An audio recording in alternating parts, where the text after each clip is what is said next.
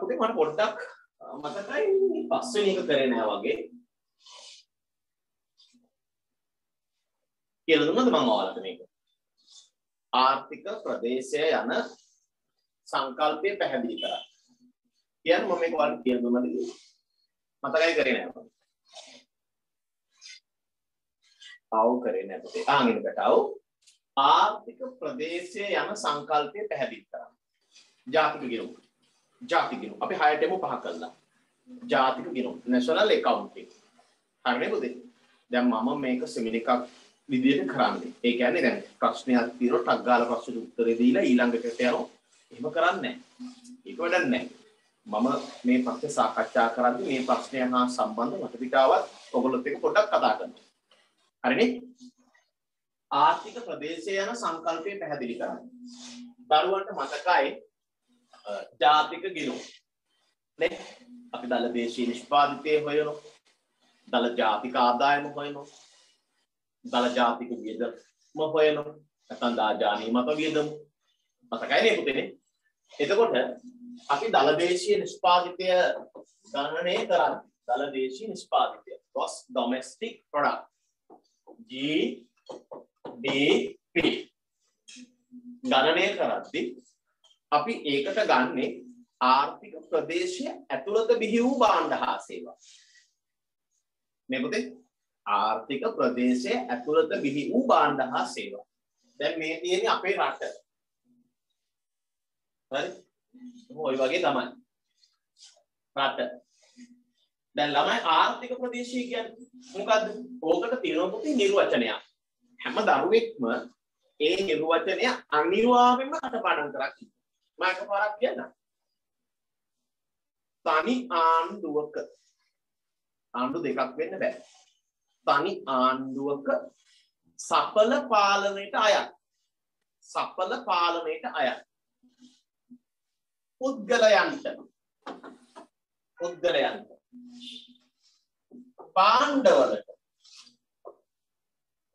භාණ්ඩවලට සහ ප්‍රාග්ධනයට පුද්ගලයන්ට භාණ්ඩවලට සහ ප්‍රාග්ධනයට නිදහසේ සංචලනය විය හැකි සීමාවට අපි කියනවා මොකද්ද? ආර්ථික ප්‍රදේශය. පුතේ ආර්ථික ප්‍රදේශය කියන එකට මොනවද අයිති? ලංකාවේ නම් වර්ග කිලෝමීටර 65610. වර්ග කිලෝමීටර 65610. අයිති. වර්ග කිලෝමීටර 65610ක් තියෙනවා. ඒක අයිති. හරිනේ? මේ තියෙන එක. ඊළඟට ආර්ථික ප්‍රදේශය කියන එකට අයිති ජාතික ගුවන් අවකාශය. ගුවන් අවකාශය. ඔයාලට මතකයි නේද? ගුවන් අවකාශය. මේ රටට ඉහළින් ගුවන් අවකාශයක් තියෙනවා. ඒක අපේ. ඒක තරණය කරන්න බෑ පිටරට ගුවන් යානයකට ජෙට් යාන මොකකටවත් බෑ. එහෙම කරන්න බෑ. ආවොත් ඒව දාන බිමට අධ්‍යාත්ම ගුවන් අවස්ථාව. ඊළඟට දේශාන්තර මුහුදු සීමා. දේශාන්තර මුහුදු සීමා. දැන් මේ අපේ රට වටේට මේ තියෙන්නේ මොකද්ද? මුහුද. නේ? මුහුද තියෙන්නේ. මේකට කියන්නේ ඉන්දියන් සාගරයේ වට වූ මුතු ඇටේ කියලානේ. දැන් මේක අමුතු ඇටේ. මේ වටේට තියෙන්නේ මුහුද.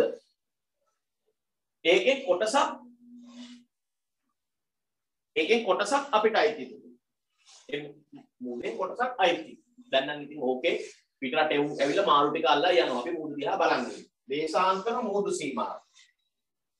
හරි. එතකොට මේ භූමි ප්‍රදේශය අපිට අයිති. ඒකට ඉහළින් තියෙන ගුවන් අවකාශය අපිට අයිති. මේ රට වටේට තියෙන මුහුද අපිට අයිති. දේශාන්තර මුහුදු සීමාව. ඒ විතරක් නෙවෙයි. අපේ රටට අයත් පිටරටවල තියෙන පරිවාරක ප්‍රදේශ. මොනවද අපිට අයිති පිටරට තියෙන පරිවාරක ප්‍රදේශ? මොනවද අයිති? තානාපති කාර්යාලය නේ, කොන්සල් කාර්යාලය. දැන් මේ දවස්වල රටවල් තුනක කොන්සල් කාර්යාල අපේ ආණ්ඩුව වැහුවා. ඒවා පවත්වාගෙන යන්න ආණ්ඩුවට ආදායමක් නැහැ කියලා. කොස්ට් කටින්. මෙතනින්ම කට් වෙන වෙලාවට. තානාපති කාර්යාලය. අපිට අයිති පිටරට තියෙන හමුදා කඳවුරු. අපිට එහෙම එකක් අයිති නෑ. මෙයා හෙට අනිද්දා චීනුව ඇවිල්ලා ලංකාවේ හමුදා කඳවුරු ගහගනි. ඒක වෙනම කතාවක්. මං කියන්නේ තියෙනවනම් අපිට අයිති පිටරට තියෙන හමුදා කඳවුරු. අපිට අයිති පිටරට තියෙන කොන්සල් කාර්යාල. අපිට අයිති පිටරට තියෙන පර්යේෂණ මධ්‍යස්ථාන. මේ සමස්තයට කියන පණි වචනේ තමයි පුතේ ආර්ථික ප්‍රදේශය. අපි ජාතික ගිණුම් හදනකොට ඒකට ගන්නේ මෙන්න මේ ආර්ථික ප්‍රදේශයේ ඇතුලේ විහිවෙච්ච භාණ්ඩ හා සේවා. අතොසන පුතේ තේරුම් ආත්මක් කරන්න බෑ. මතක් කිරීමක් කරන්න. අපි ටක් ගාලා ලියමුද එහෙනම්? ලියන්න. කරුවක් දාන්න ආර්ථික ප්‍රදේශය නිර්වචනය කරන්න. කටපාඩම් තියෙනුන දරුවෝ. ඔයාලා අනිවාර්යයෙන් කටපාඩම් කරන්න. යන්න. තනි ආණ්ඩුවක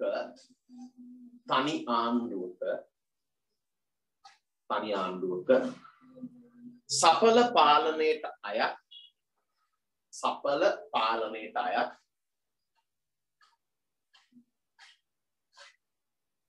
පුද්ගලයන්ට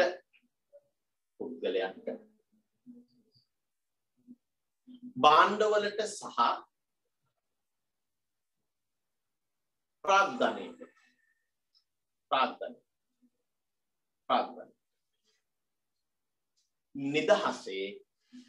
නිදහසේ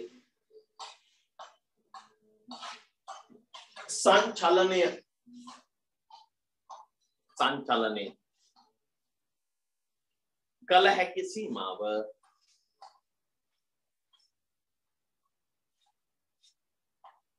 ආර්ථික ප්‍රදේශය වේ.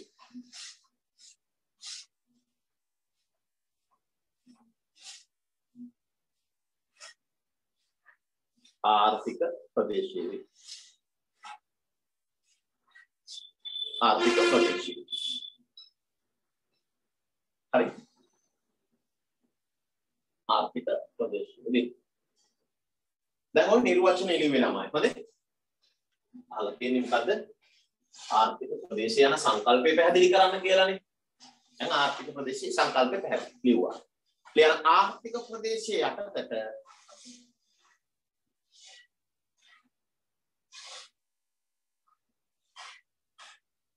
ආර්ථික ප්‍රදේශයේ යටතට පහත සඳහන් දෑ අතුලත් වේ. පහත සඳහන් දෑ අතුලත් වේ.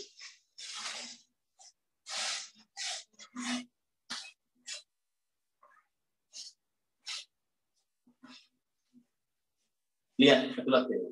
භූගෝලීය ප්‍රදේශය. භූගෝලීය ප්‍රදේශය. භූගෝලීය ප්‍රදේශය.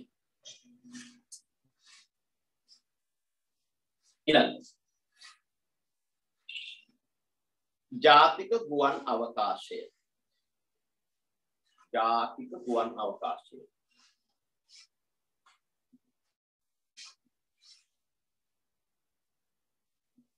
දේශාන්තර මුහුදු සීමාව. දේශාන්තර මුහුදු සීමාව.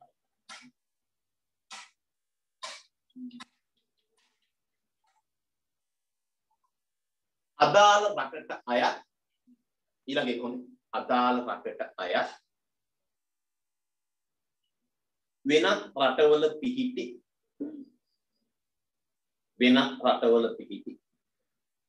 පරිවාරක ප්‍රදේශ.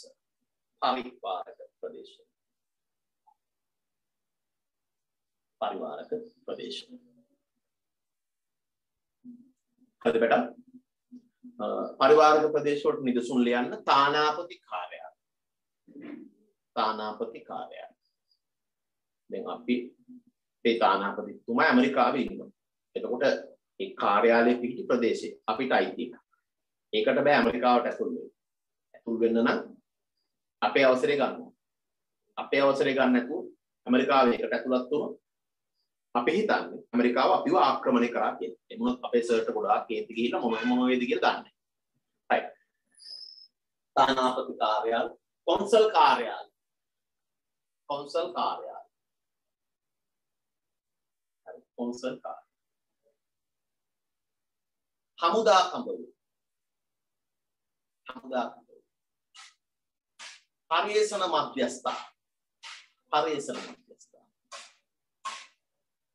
හරි. දැන් ඒකට ඉච්චරයි. ඒක ඉච්චරයි. ආයෙ වෙන බුදු.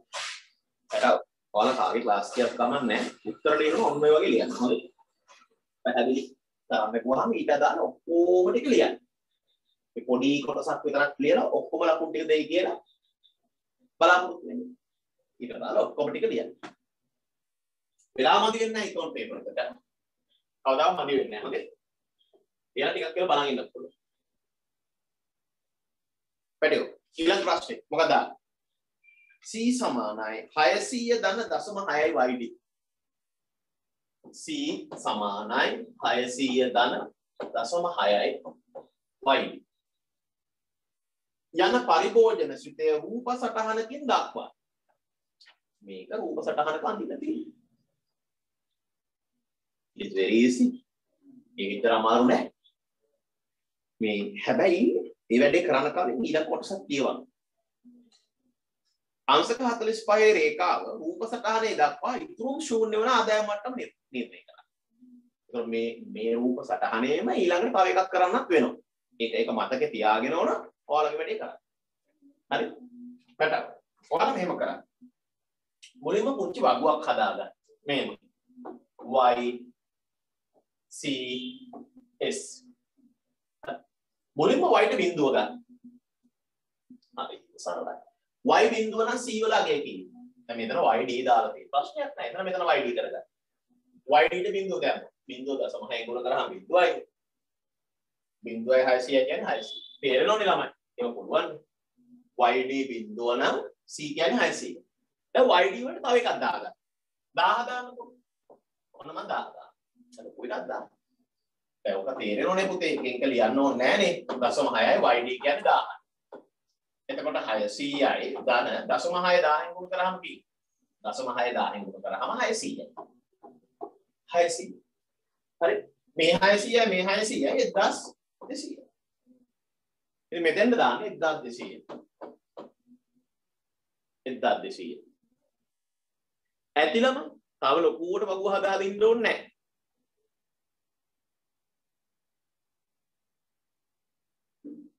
නේවාසිකයන් සහ අනේවාසිකයන් අතර වෙනස පොඩ්ඩක් කියලා දෙන්නකෝ.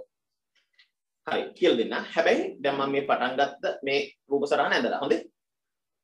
හරිනේ? අනිවාර්යෙන් කියලා දෙන්න ඔයාලට. හරි පුතේ. YD බිඳුව නම් C 600. YD 1000 නම් C 1200. S1 ඔය විදිහටම ඔය. S ගන්නේ කොහොමද ළමයි? YD ඍණ C. මේ වැය කළ හැකි ආදායමින් පරිභෝජනය අඩු කරාම අනිත් ටික ඉතුරු. බිඳුවෙන් 600 අන්න ඍණ 600. 1000න් 1200 ඍණ 200. ඍණ 200. එනවනේ පුතේ. ඔය ඇති හොඳටම ළමයි. රූප සටහනදී. ඇත්තටම ඇති. වෙන මොනවත් ඕනේ නැහැ. ඔන්න බලන්න මම ඔක ඇඳලා දෙන්න හැටි. පාලන. ඔකේ ඩස්ටර් එක බලගත්තද නෑනේ? හරි.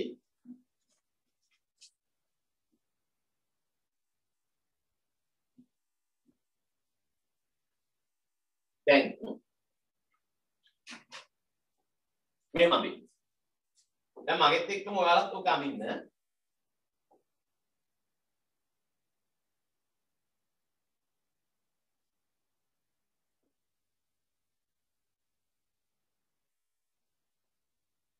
හරි? බිඳුව මේ පැත්ත දාමු C සහ S. මේ පැත්ත දාමු YD. හරි. YD බිඳුව තියෙන දාලා තියෙනවා. ඒක පොඩ්ඩක් පිළිවෙලට ලියා ගන්නකො. 1 2 3 4 මෙන්න මෙතනින් මම දානවා 500. හරිද?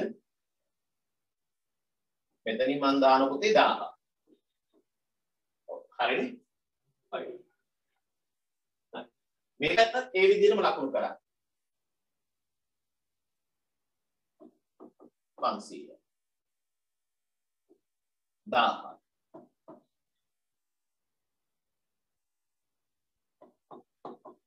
1500. හරි. අර ඍණාගයන් එහෙමත් තියෙනවා මම දැක්කා.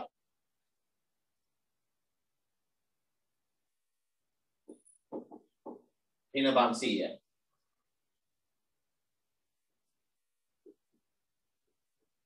ඍණ 1000යි. දැන් ටක් ගාලා අඳින්න පරිභෝජන සිතේ. බිංදුව නම් 600යි. කො බිංදුව? මේ පැත්තේ බිංදුවයි මෙතන 600. මෙන්න මෙතන 600. ඊට පස්සේ පුතේ 1000 නම් 1200. මෙන්න 1000. මෙන්න 1000.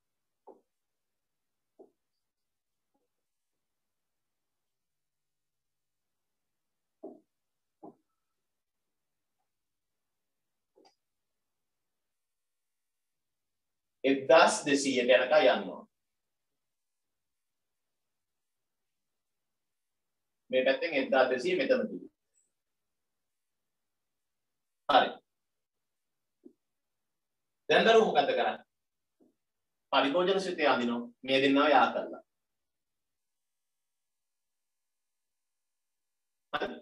පරිභෝජන සිතේ අඳලා ඉවරයි. C කියලා ලියනවා. එච්චරයි. මොනවා? පළවෙනි කොටස ඉවරයි. Finish.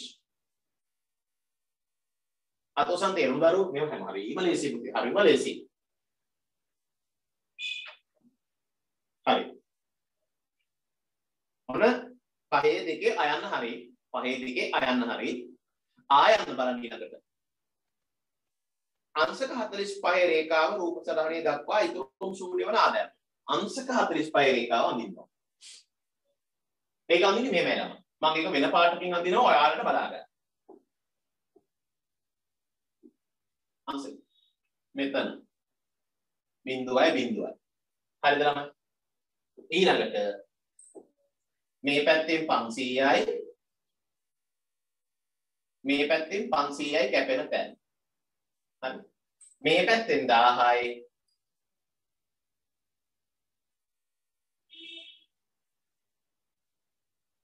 මේ පැත්තෙන් 1000යි කැපෙන තැන. දැන් ඇති. ඔය දෙක යා කරලා ළමයි අපි අඳින්න ඕනේ මොකද්ද? y සමානයි රේඛාව. මේව අඳින්න. මේ දෙක යා කරලා ටිංගාලා අඳිනවා.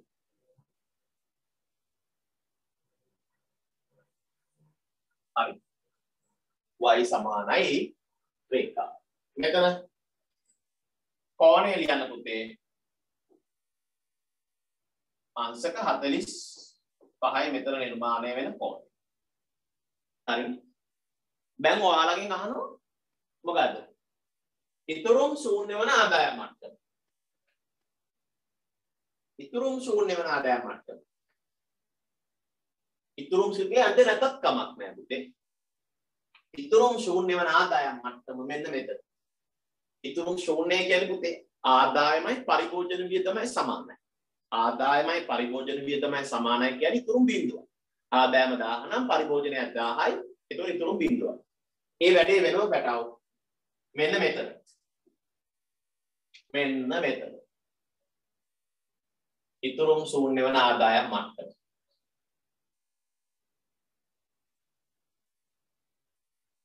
ඉතුරුම් ශූන්‍ය වන ආදායම් මට්ටම. කීයද පුතේ? 1500යි. මෙතන ඔයාලා ලියන්න ඕනේ 1500යි. ඉතුරුම් ශූන්‍ය වන ආදායම් මට්ටම මෙතන 1500. දැන් ඔයාලට ඕනේ ඉතුරුම් සිතයත් අඳින්න පුළුවන් දරුවෙක්ට. බොහොම හරි එක ඇන්දොත්. කොහොමද අඳින්නේ ඉතුරුම් සිතේ? මෙහෙම අඳින්නකෝ ඔයාලා.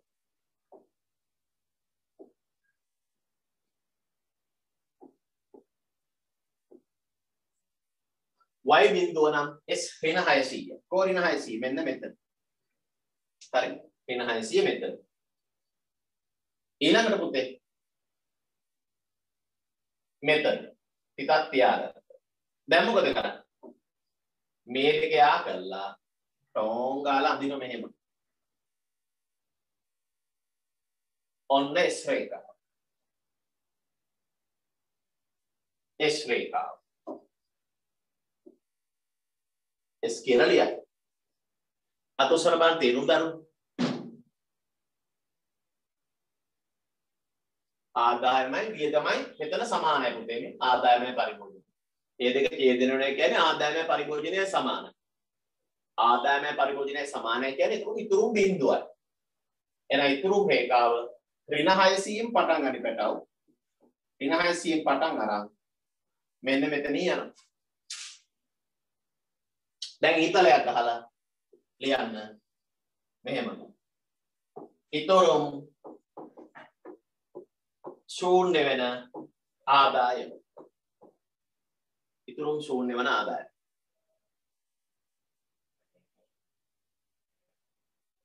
හරිනේ? ඉතුරුම් ශූන්‍ය වෙන ආදායම.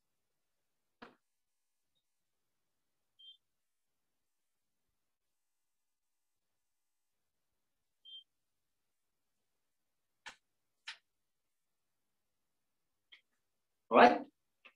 දැන් බරුවනේ අපි යනවා ඊළඟ කොටසට.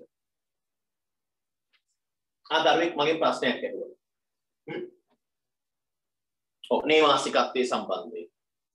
හැබැයි ඒක අද දවසේ කරන්න පුළුවන් ප්‍රශ්න ප්‍රමාණය අඩු වෙනවා. හොඳේ. පරිමාව අඳින්න ඕනමද? ඕ. එහෙම නිකම් බෑ. පරිමාවට තමයි අඳින්න. සටහන් ගන්න පරිමාවක් තියෙනවා. මේක ඍණ 600න් පටන් ගන්න. හරි? මේක ධන 600න් පටන් ගන්න. මේක බිඳුවේ පටන් ගන්න. ඕනම තැනක y e සමාන වෙන්න. මේ දෙක හරියටම ඡේදනය වෙනකොට 1500 එන්න. මෙතන 1500. ඒවත් ඉතට තියෙනවද පුතා? නැත්තම් ලකුණු දෙන්නේ නැහැ. බැරි දේවල් නෙවෙයි ඒවා ලේසි. මම කියවන්න හදන්නේ දරුවගේ ප්‍රශ්නේ. සර් නේවාසිකයන් සහ අනේවාසිකයන් අතර වෙනස. පුතේ.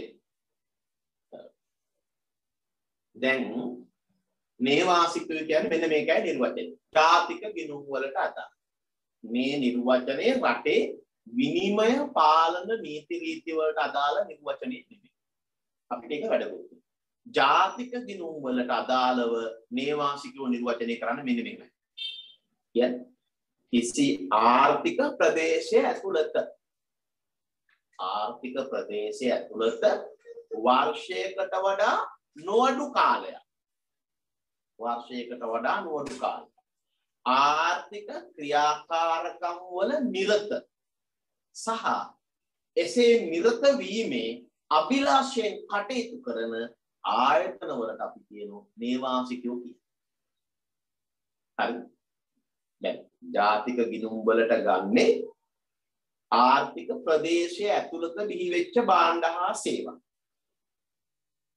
ඒවා බිහි කරලා තියෙන්න ඕන නේවාසික ආයතන ඒකක.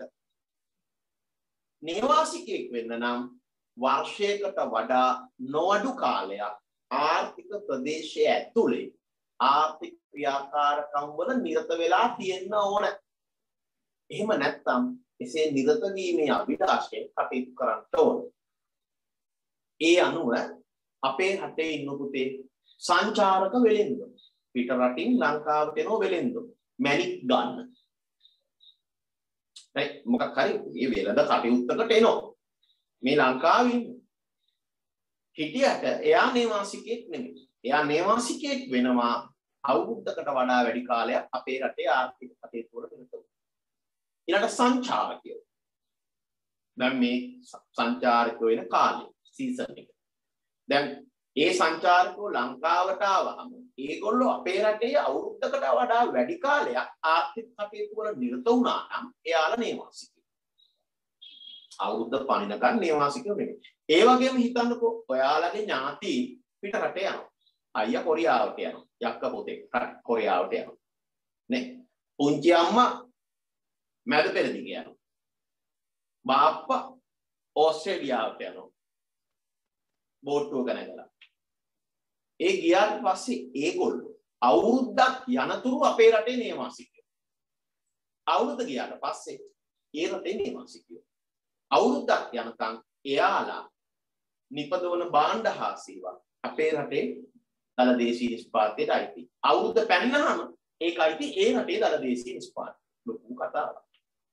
ඊළඟට අධ්‍යයන කාලය කුමක් වුවත් අවුරුදු 5කට ගියත් 10කට ගියත් ඉගෙන ගන්න නම් පිටරට ගියේ ඒ සියලු දෙනා අපේ රටේ නේවාසිකයෝ. නැව්වල වැඩ කරන කට්ටිය, ගුවන් යානාවල වැඩ කරන කට්ටිය කොච්චර කාලයක් අපේ රටින් එළියට ගිහිල්ලා හිටියත් ඒගොල්ලෝ අපේ රටේ නේවාසිකයෝ. කාර්යාලයේ විතරයි අපේ රටේ තියෙන විදේශීය තානාපති කාර්යාලයක අපේ රටේ අය වැඩ කරන ඒත් නේවාසිකයෝ. ලොකු කතාවක් ඉතින්. ජාතික ගිණුම් පාඩමම දැන් කරන්න බෑ. අර දරුවා අහපු ප්‍රශ්නෙට මම උත්තර දුන්නා. තේරුණා තුස. ජාතික ගිණුම් කියන්නේ හරිම ලස්සන පාඩමක්. ඔබ සිත් අද ගන්න පාඩම. ලස්සන කතා ටිකක් තියෙන ප්‍රායෝගික පාඩමක්. කලාකරුවන් දැන් අපේ රටේ ඉන්න කලාකරුවෝ විදේශීය රටවලට යනවා ප්‍රසංග පවත්වන්න.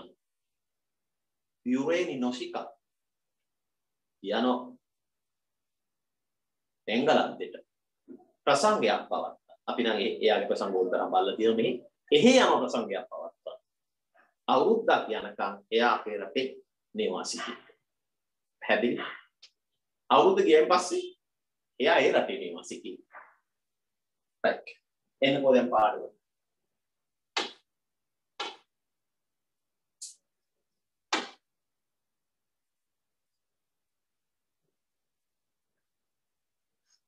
රජයක් සහිත සංවෘත ආර්ථිකයක වියදම් ගුණකය පැහැදිලි කර එය ගණනය කරනු ලබන ආකාරය දක්වනවා. රජයක් සහිත සංවෘත ආර්ථිකයක පොතේ මෙහෙම කියන්නේ ඕනෑම ආර්ථිකයක ගුණකය එම ආර්ථිකයේ ආන්තික ගිලිහීම් අනුපාතයේ පරස්පරයට සමයි. ඕනම ආර්ථිකයක ගුණකය එම ආර්ථිකයේ ආන්තික ගිලිහීම් අනුපාතයේ පරස්පරයට සමානයි. ඕනම ආර්ථිකයක ගුණකය සරල වුණත් සංකෘත වුණත් විවෘත වුණත් ඕනම එකක ගුණකය ඒ ආර්ථිකයේ ආන්තික ගිලිහීම් අනුපාතයේ පරස්පරයට සමානයි. එහෙනම් ගුණකය ගණනය කරන පොදු සූත්‍රය ගන්න. ගුණකය සමානයි 1යට පරස්පරය හොයන්න ඕනේ. පරස්පරය හොයන්න ඕන නිසා 1යට දාන්න.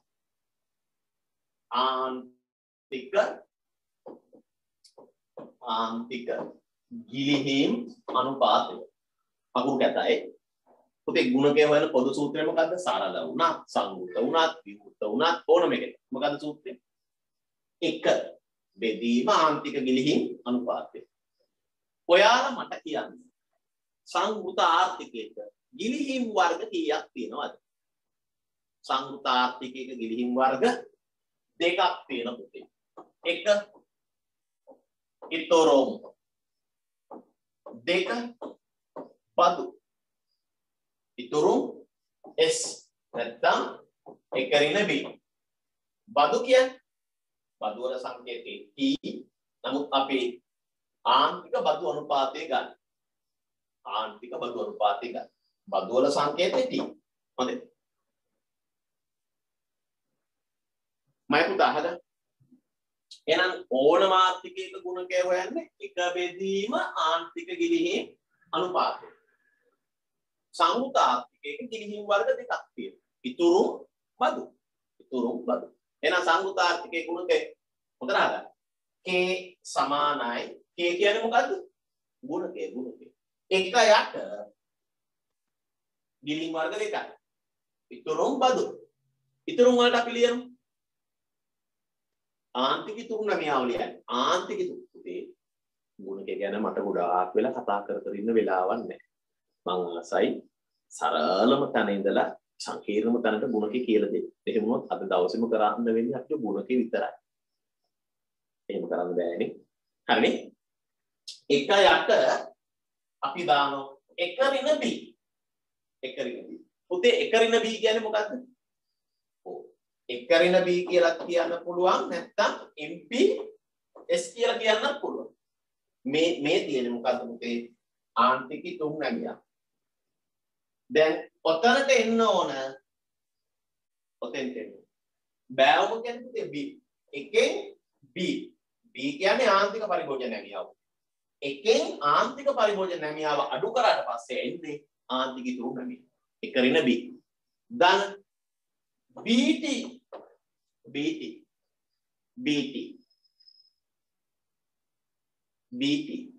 B කියන්නේ පැටව ආන්තික පරිභෝජන නැමියාව T කියන්නේ ආන්තික බදු නැමියාව එහෙනම් අපි ගොඩාක් කතා කරන්නේ නැතුව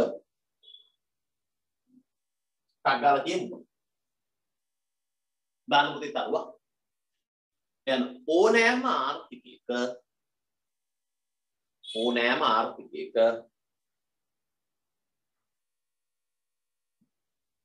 ගුණකය ඕනෑම ආර්ථිකයක ගුණකය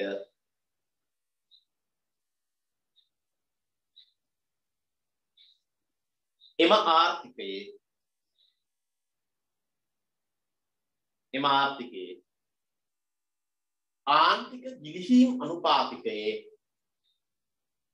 ආන්තික ගිලිහීම් අනුපාතයේ පරස්පරයට සමාන වේ. ඕනෑම ආර්ථිකයක ගුණකය එම ආර්ථිකයේ ආන්තික ගිලිහීම් අනුපාතයේ පරස්පරයට සමාන වේ.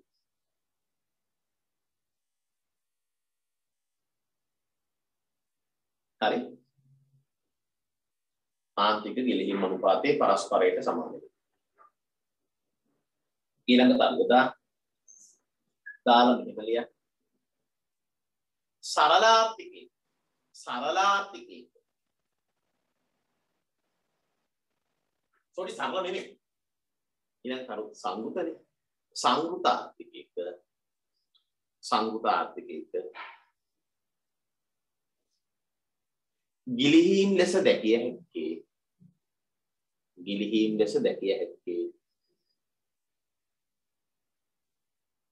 ඉතුරුම් සහ බදුය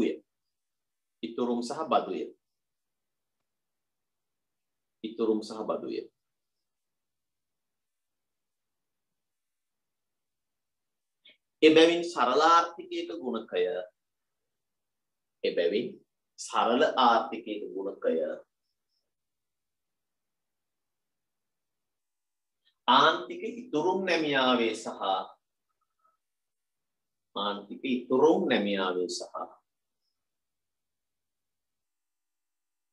ආන්තික බදු නැමියාවේ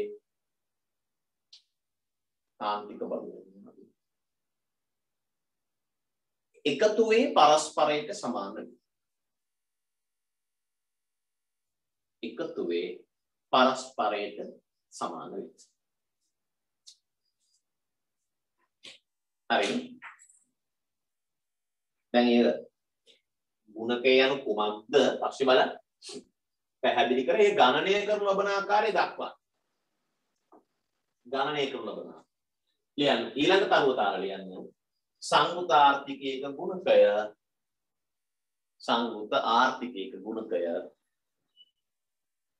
පහත පරිදි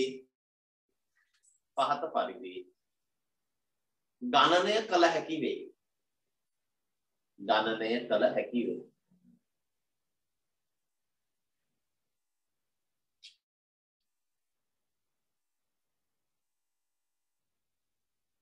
ලියන්න.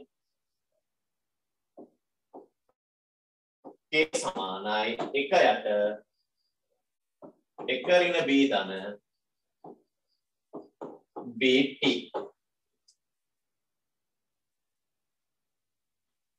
K සමානයි 1 යට 1 ඍණ B ධන BT මෙච්චර පුතේ අපිට දීපෙන තොරතුරු දීලා නෑනේ ගුණකය ගන්න එක. ඔක කොහොම ලියන්න පුළුවන්? ඔය වැඩි කරන්න දෙයක් නෑ අපිට. right. කරු ලියා ගන්න. K සමානයි 1 යට 1 ඍණ B ධන BT. BT කියන්නේ බදු නැමියාව. ඒක ගන්නේ ආන්තික පරිභෝජන නැමියාව බදු නැමියාවේ ගුණක. මම පොඩි උදාහරණයක් දෙන්න දරුවන්ට. තව පොඩ්ඩක් කියලා දෙන්න පුළුවන්ද කියලා දරුවෙක් මගෙන් අහනවා. right පුතේ. ඔන්න අහගන්න පැටියෝ. ඔයාට පරිභෝජන ශ්‍රිතය දෙනවා මෙහෙම. C සමානයි 100 ධන 0.8යි YD. හරිද? C තියෙනවා I තියෙනවා 40යි කියන. හරිද? ඊට පස්සේ G දෙනවා 20යි කියන. මම මේ උදාහරණයක් කියයි. T දෙනවා පුතේ. T දෙනවා 0.2යි Y කියන. දැන් ඔයා කොහොමද ගුණකේ හොයන්නේ? බලමු. සූත්‍රය ලියනවා. A සමානයි 1යට එකරින B ධන BT. A සමානයි 1යට එකරින B ධන BT. ඔන්න බලන්න බෑව. 1යට එකරින B කියන්නේ මගේ පුතේ මේ 0.8. 0.8. හරිද? ධන ආපහු B කියන්නේ 0.8. මෙතන B කියන්නේ 0. කොයිබ B කියන්නේ 0.8. ගුණ කිරීම පුතේ T කියන්නේ 0.2. දැන් ඔයාලට මේ 0.2 පේන්නේ නැති වෙයි. දැන් මොකද්ද කරන්නේ? අන්න පේ. හරි 0.2. දැන් බලන්න. හදන්න ගුණකේ. එකෙන් 0.8ක් 0.2යි. එකෙන් 0.8ක් 0.2යි. ධන 0.8 ගුණ කරන 0.2. බිංදුවයි 0.1යි 6යි. ඊට පස්සේ පුතේ 1යට A මේ බිංදුවයි 0.2යි මේ බිංදුවයි 0.1යි 6යි එකතු කරා.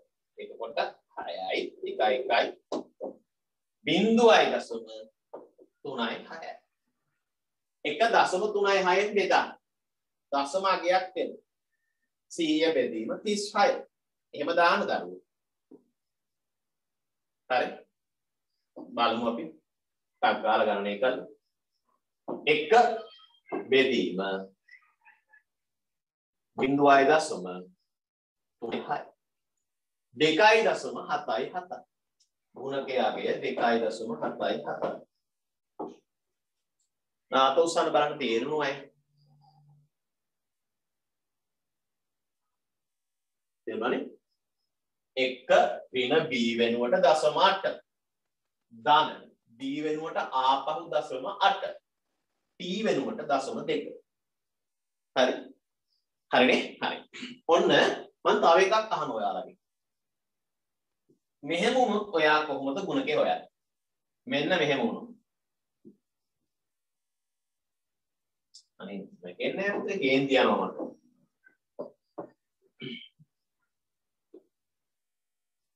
T දෙනවා ඔයාලට මෙන්න මේ විදිහට.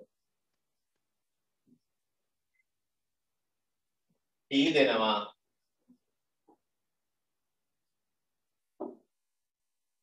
හතලිහයි නැත්නම් T දෙනවා 50යි කියලා. දැන් කොහොමද ගුණකේ හොයන්නේ? T 50යි කියලා. දැන් කලින් දුන්නා T වලට දශමකයක්. දැන් T වලට දශමකයක් දෙන්නේ නැතුව T සමානයි 50යි කියන්නේ. කොහොමද ගුණකේ හොයන්නේ? එතකොට මේ විදිහට. අරක ලියනවා.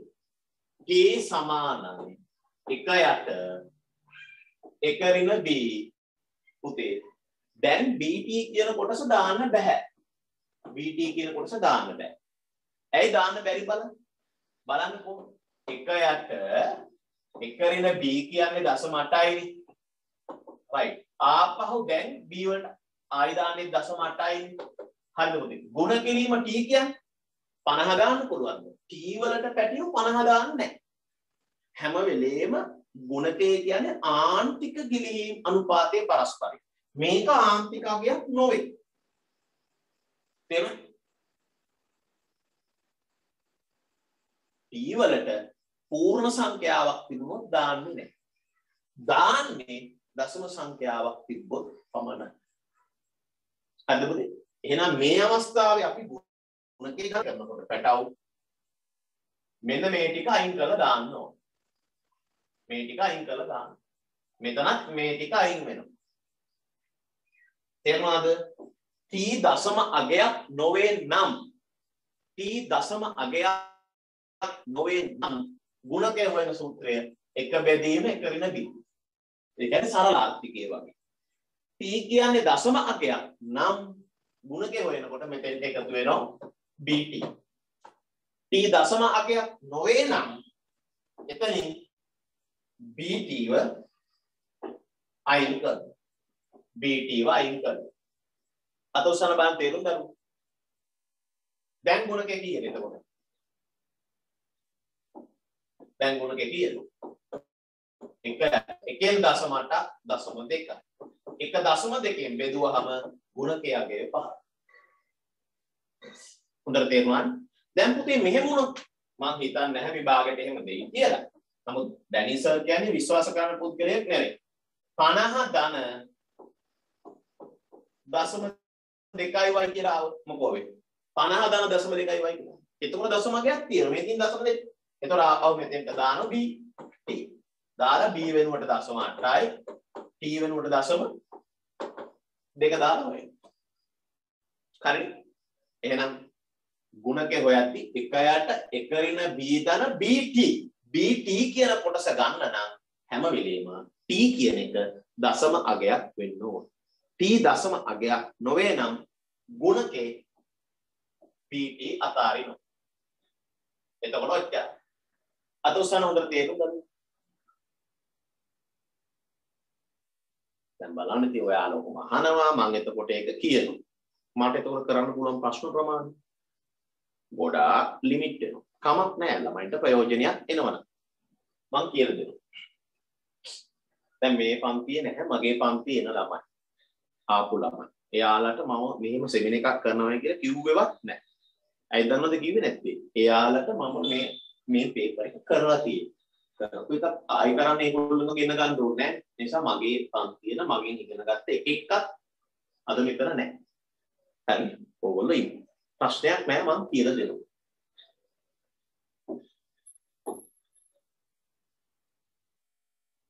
ඒගොල්ලෝ අනිත් සෙමිනාර්ස් වල ඉන්නේ නැති සමහර විට මම දන්නේ නැහැ හිතියද නැද්ද කියලා මම ෂෙයා කරලා නැති ලින්ක් එක බලන්න පුතේ ඊළඟට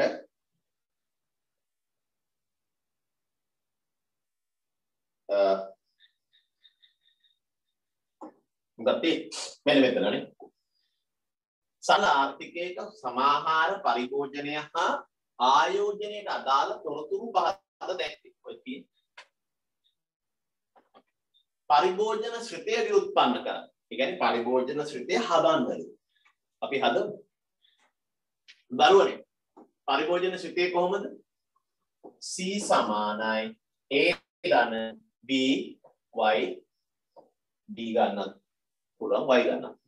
දැන් පැටව මේක සරල ආර්ථිකයක් නම් C සමානයි A ධන B y.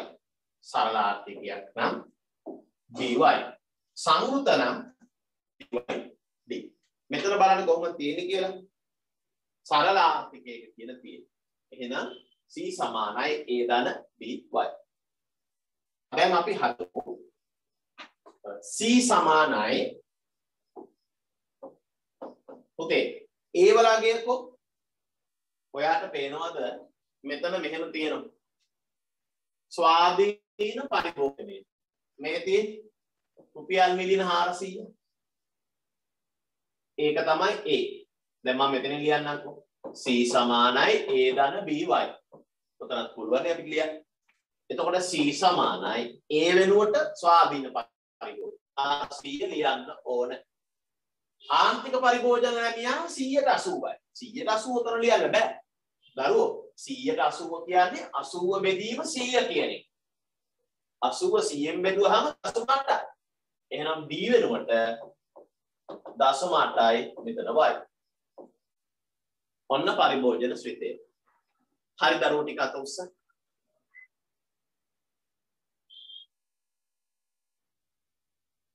හරි.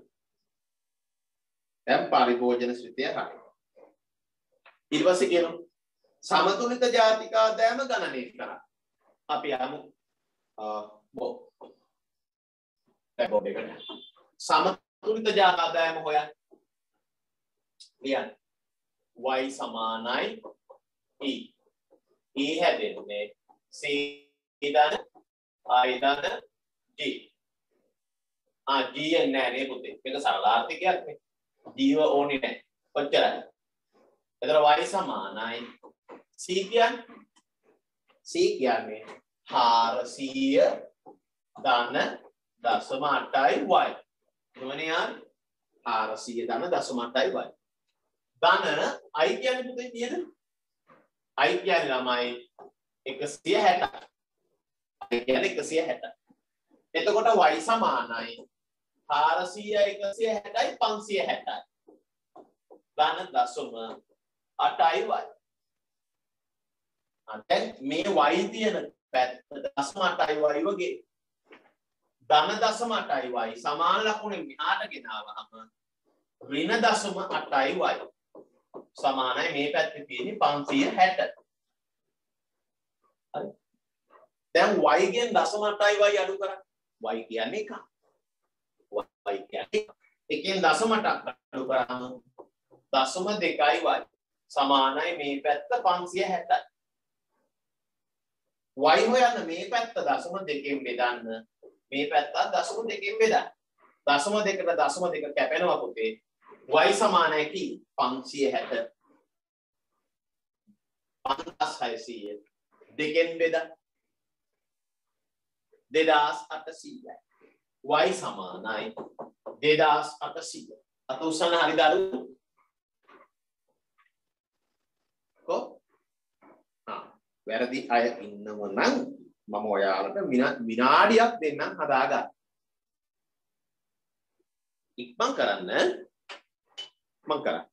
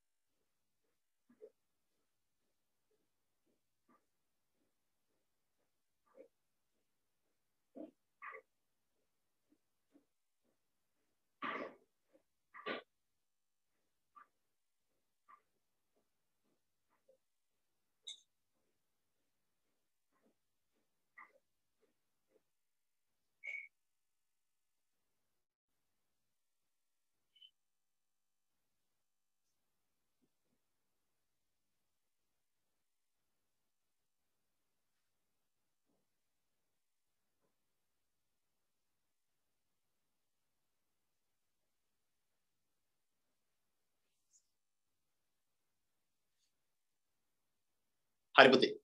sorry ඈ. හරිම බඩගින්නක් ආවා. ටක් ගාලා බිස්කට් එකක් කාලා වතුර එකක් බිව්වා. හරි.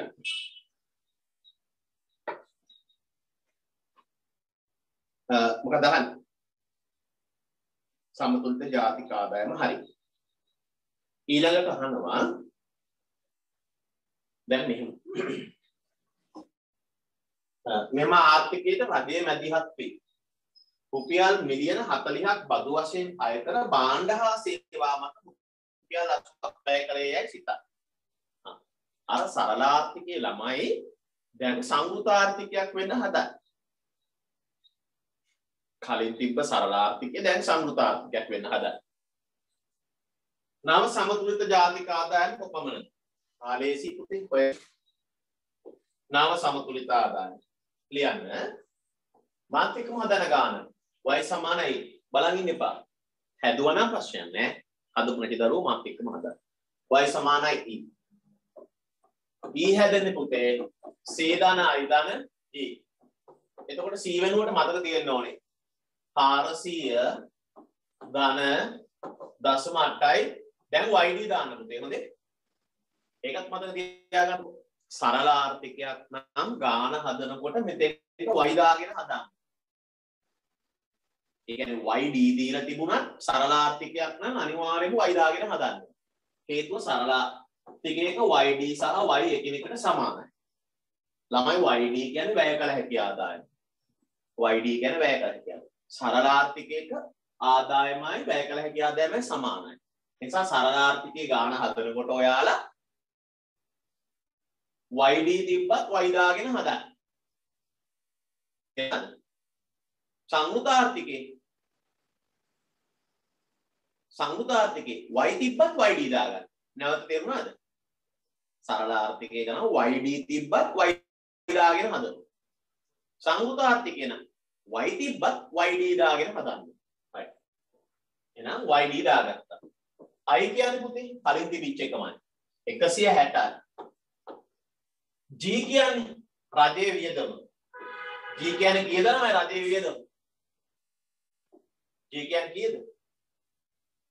80යි. G කියන්නේ 80යි. මේක දීලා තිබ්බනේ G 80යි කියන්නේ. දැන් මේ ටික ළමයි එකතු කරන්නකෝ. y සමානයි. එකතු වෙන එකතු කරන්න. 400යි 160යි 560යි 560යි 80යි 640යි.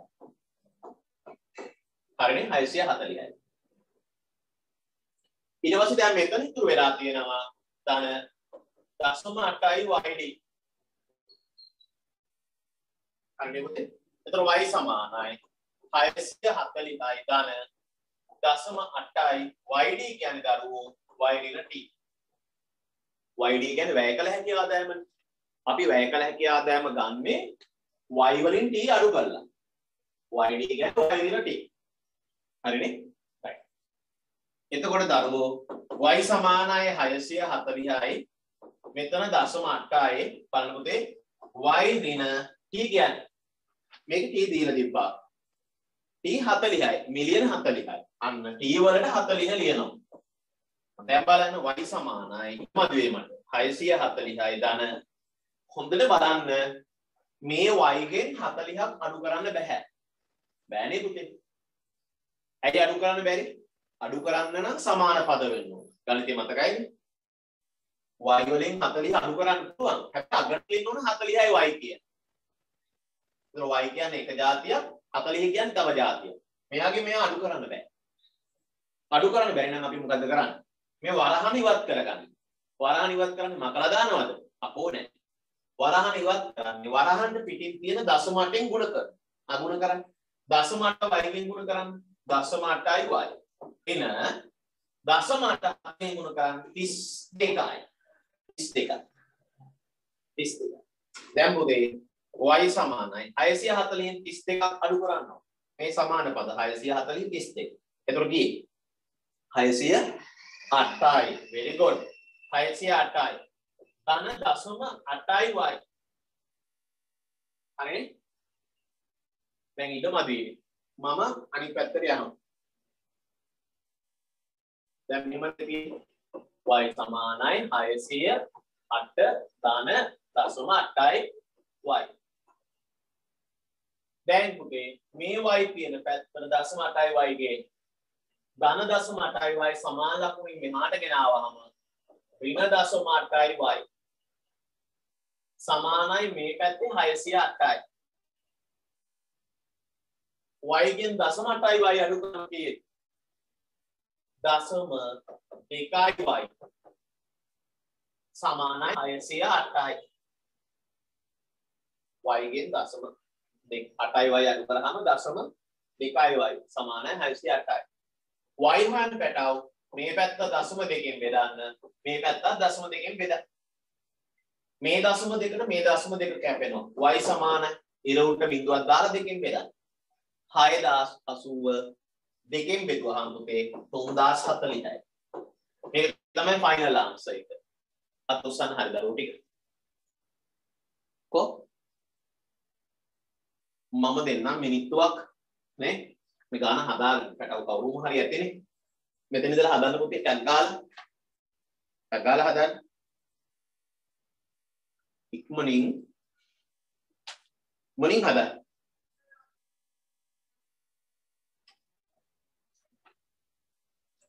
තාක්ෂණයක් දෙන්න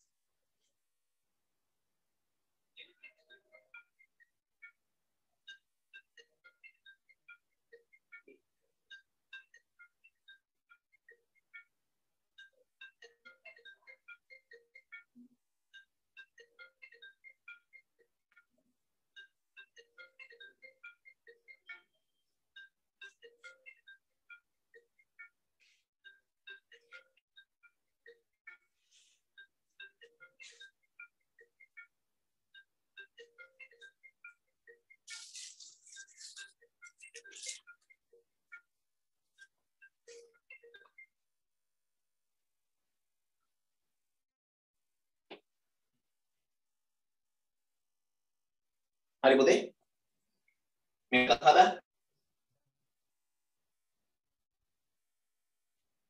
හරි අතුසන්න හරි ගන්න අතුසන්ටක් ගාලා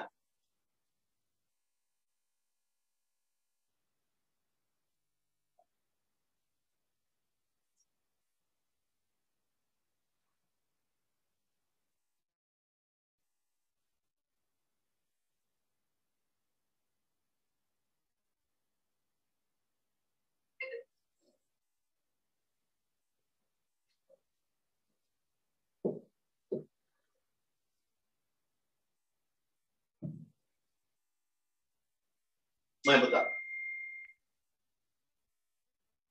බලන්න ඊළඟ කොටස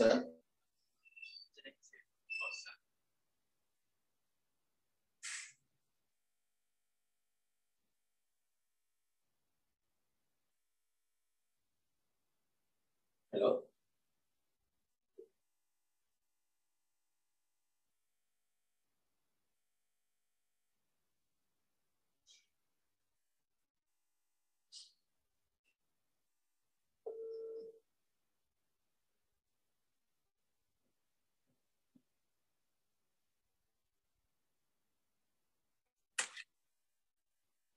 right ළමයි පොඩි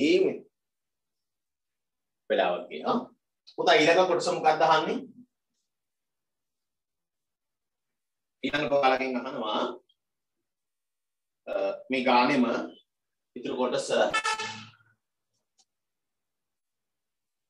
සමතුලිත ආදායමේදී ඉතුරුම් කොපමණද සමතුලිත ආදායමේදී ඉතුරු දරුවනේ ඒක මෙහෙමයි හොයන්නේ පරිභෝජන සුත්තේ ඔයාලා ලියා ගන්න ඕන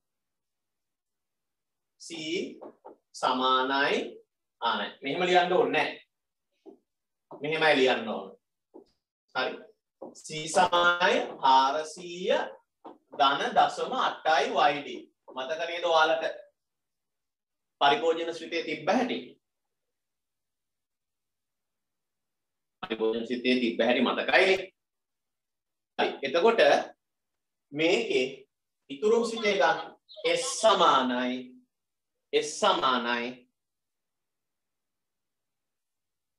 ධන 400 ඍණ 400 වෙනවා හරිනේ ධන 0.8 මෙතන 0.2 වෙනවා 0.2යි y d දැන් පැටව ඍණ 400යි ධන 0.2යි yd කියන්නේ y දින t ඔයාලට පැහැදිලිද පරිභෝජන ශ්‍රිතෙන් ඉතුරුම් ශ්‍රිතේ ගන්න හැටි C වෙනුවට S. මෙතන පුතේ ආදායම බිඳුවේදී 400ක් පරිභෝජනය කරලා තියෙනවා. ආදායම බිඳුවේදී කොහොමද 400ක් පරිභෝජනය කරන්නේ?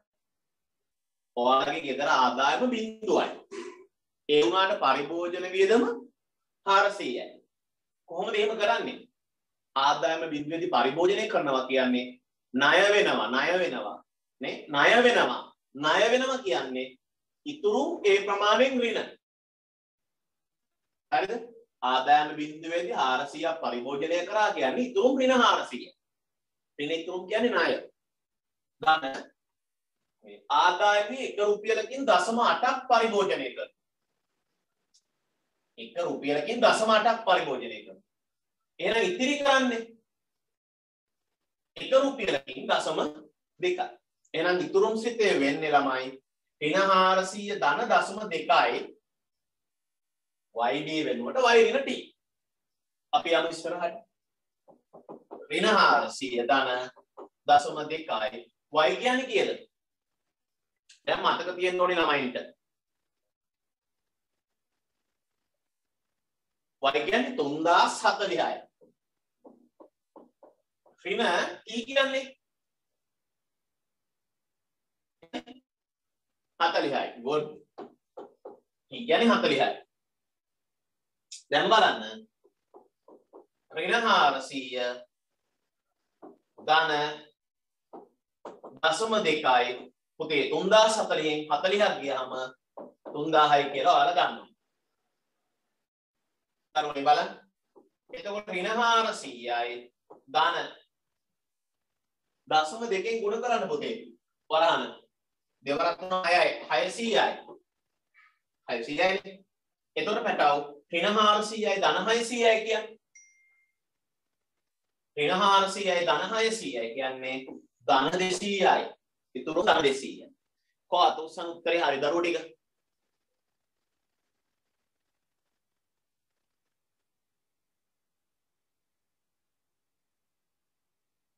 right පුතේ.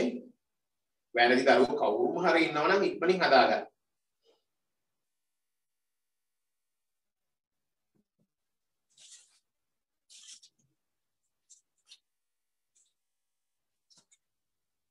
ඉක්මන් කරන්න.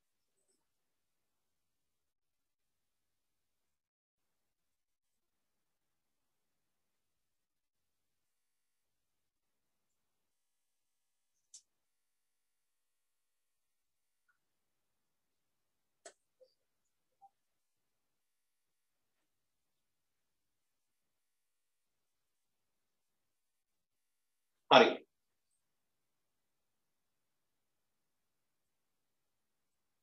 උතේ ඊළඟ කොටස ස්වාධීන වියදම් ගුණකය. දැන් මේක හදාගෙන ඉවර දරුවෝ ටික අත උස්සන්. ඔයාලා ඉවර නම් තමයි මම ඊළඟ කොටසට යන්නේ. හරිනේ? මට ඔයාලට සම්පූර්ණ පාඩමක් කියලා දෙන්න බැරුව මේ තියෙන වෙලාවත් එක්ක. හැබැයි මට පුළුවන් නම් ඔයාලට එක ලකුණු දෙකක හරි කොටසක් විභාගයට අරන් දෙන්න. මම ඒ ගැන ඇත්ත වශයෙන්ම සතුටු වෙනවා. මම කවදාවත් දැකලා නැහැ. කොහේ ළමයිද කියලා දන්නේ නැහැ.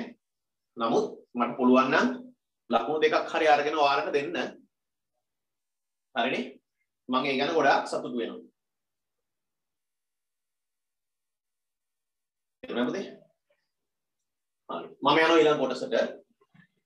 ස්වාධීන වියදම් ගුණකය ගණනය කරන්න. ගුණකය හොයන සූත්‍රය. අර දැන් කලින් කියපු එක ඔන්න ප්‍රායෝගිකව කරන්න ඕන. ගුණකය හොයන සූත්‍රය. K සමානයි 1යට 1 ඍණ b ධන bt. හැබැයි පුතේ අපි මෙතන bt කියන කොටස ගන්නෑ. ඇයි අපි bt කියන කොටස ගන්නෙ නැත්තේ? bt කියන කොටස ගන්න නම් t වලට දශම අගයක් එන්න ඕන. දැන් මේ ගානේ මට හොඳට මතකයි t සමානයි 40යි කියලා තිබුණේ. දශම අගයක් නෙමෙයි. ඒ නිසා අපි ගුණකේ හොයනකොට දරුවෝ මෙන්න මෙහෙමයි වෙන්න ඕන. t දශම අගයක් නොවන නිසා 1 යට 1 ඍණ b කියලා විතරයි එන්නේ. එතකොට පුතේ 1 යට 1 ඍණ b කියන්නේ කීයද? ඇයි c සමානයි 400 ධන 0.8y. c සමානයි 400 ධන 0.8y. එහෙනම් පුතේ b කියන්නේ 0.8. හරි? 1 0.8ක් ගියාම 0.2යි. 1.2ෙන් බෙදුවාම 5යි. ගුණකේ 5යි. අතෝසන හරි දරුවෝ ටික මේක. වැරදි අය ඉන්නවන්ට අක්කලා හදාගන්න.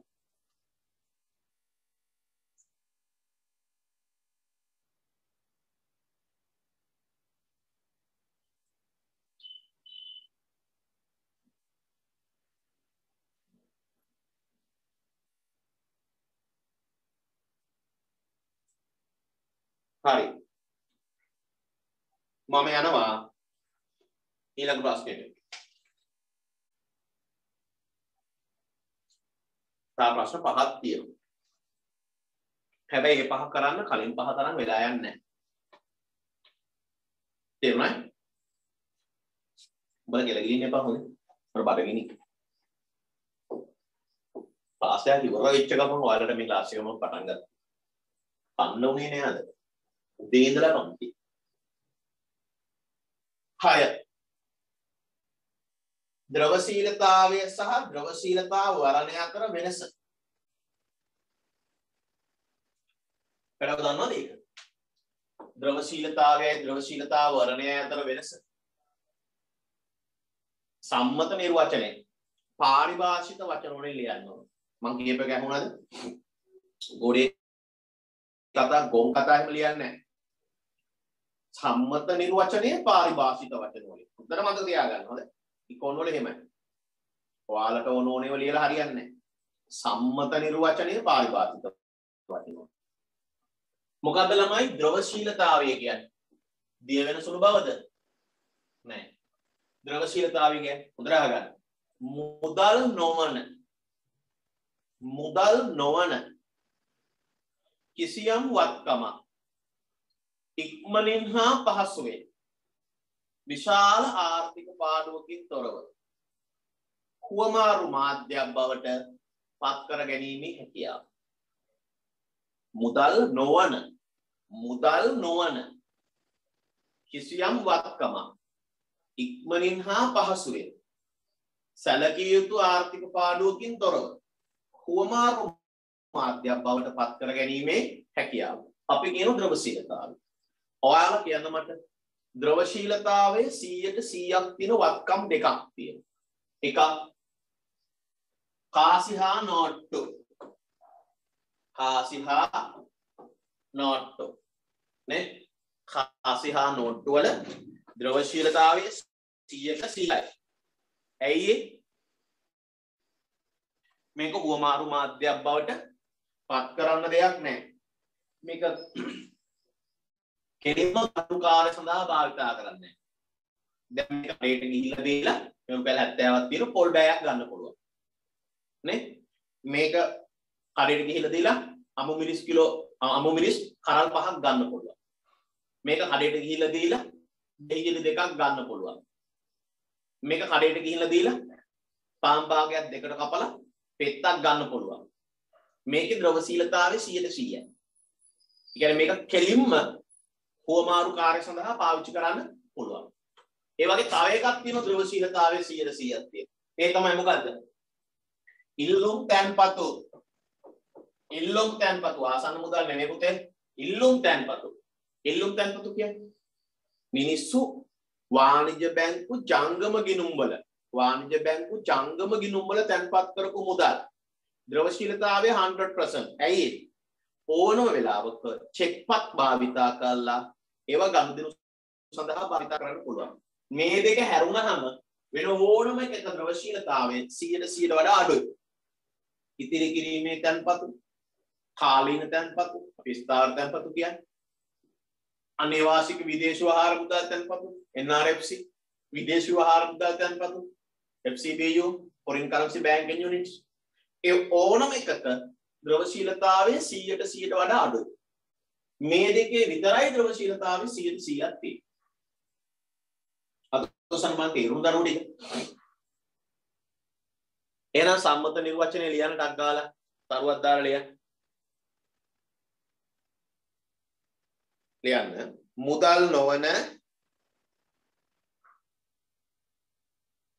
මුදල් නොවන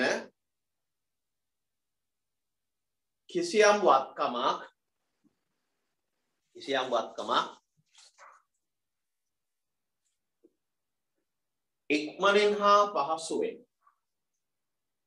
ඉක්මනින් හා පහසුවෙන් මුදල් නොවන කිසියම් වත්කමක් ඉක්මනින් හා පහසුවෙන් සැලකිය යුතු ආර්ථික පාඩුවකින් තොරව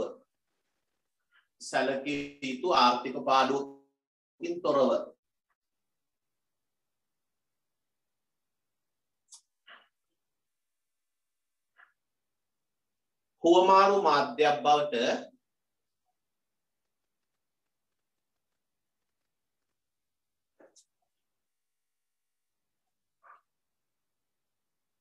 පත් කර ගැනීමේ හැකියාව.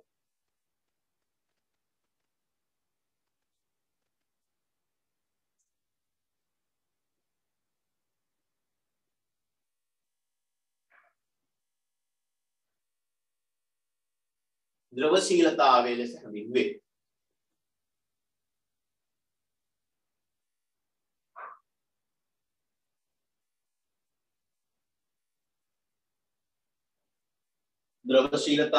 හැඳින්වේ.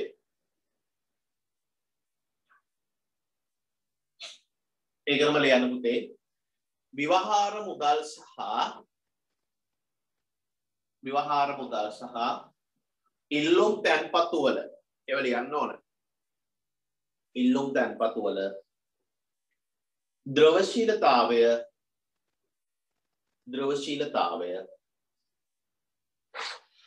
100% වේ.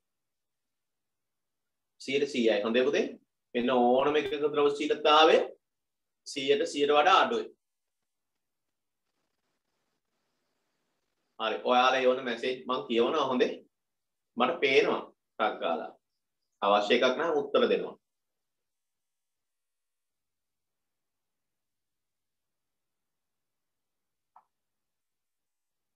හරි.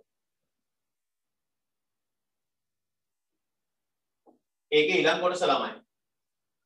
ද්‍රවශීලතාවය සහ ද්‍රවශීලතා වර්ණය. ඔය ද්‍රවශීලතා වර්ණය කියන වර්ඩ් එක යූස් කරේ මුලින්ම ජෝන් මෙනාඩ් කේන්ස්.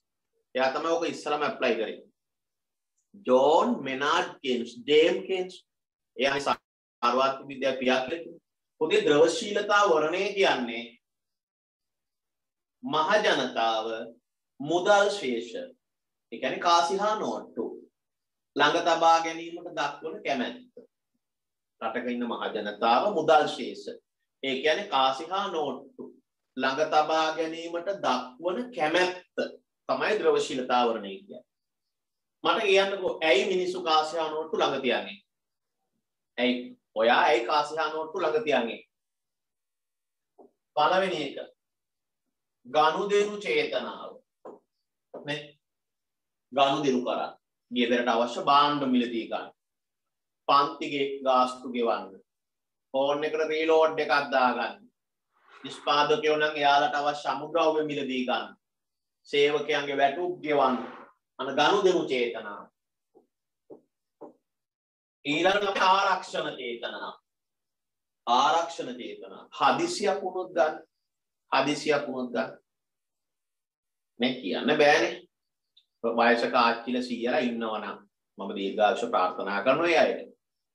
කජ්ජ ගැහුවොත්, කූරිය ගැහුවොත් සල්ලි ඕන. පියුරන එක කරන්න. නේ? කියලා ලොකු ළමෙක් පාටි එකක් ගන්නවා හදිසියෙන්. බලාපොරොත්තු වෙච්ච නැති විදිහට කවුරු හරි අසනීප හදිසි අනතුරක් වුණා. ලබන මාසේ වැටුප් හම්බුනේ නැත්තම් ඒ වගේ වෙලාවක ප්‍රයෝජනෙට ගන්න කාසියානෝට්ටු ළඟ තියන්නේ. ආරක්ෂක චේතනාව ඒකට කියන්නේ. ඊළඟ එක පුතා සමපේක්ෂණ චේතනාව. නේ? ඒ කියන්නේ අනාගතයේ වෙළඳ පොලේ ඇතිවන වාසිදායක තත්වයන්ගෙන් ප්‍රයෝජන ගන්න. උදාහරණයක්. භාණ්ඩාගාර බිල්පත් වල මිල අඩු වුණොත් ගිහිල්ලා ගන්නවා. මිල වැඩි වුණාම විකුණලා ලාභයක් ගන්නවා. මම පුතා ලියන්න ගන්නවා. ද්‍රවශීලතා වර්ණය කියන එක ලියන්න. ලියන්න මහ ජනතාව මුදල් ශේෂ ළඟ තබා ගැනීමට දක්වන කැමැත්ත. ළඟ තබා ගැනීමට දක්වන කැමැත්ත.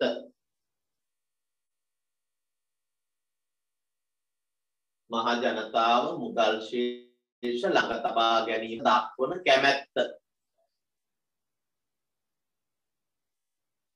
ද්‍රවශීලතා වර්ණය ලෙස හැඳින්වේ. ද්‍රවශීලතා වර්ණය ලෙස හැඳින්වේ.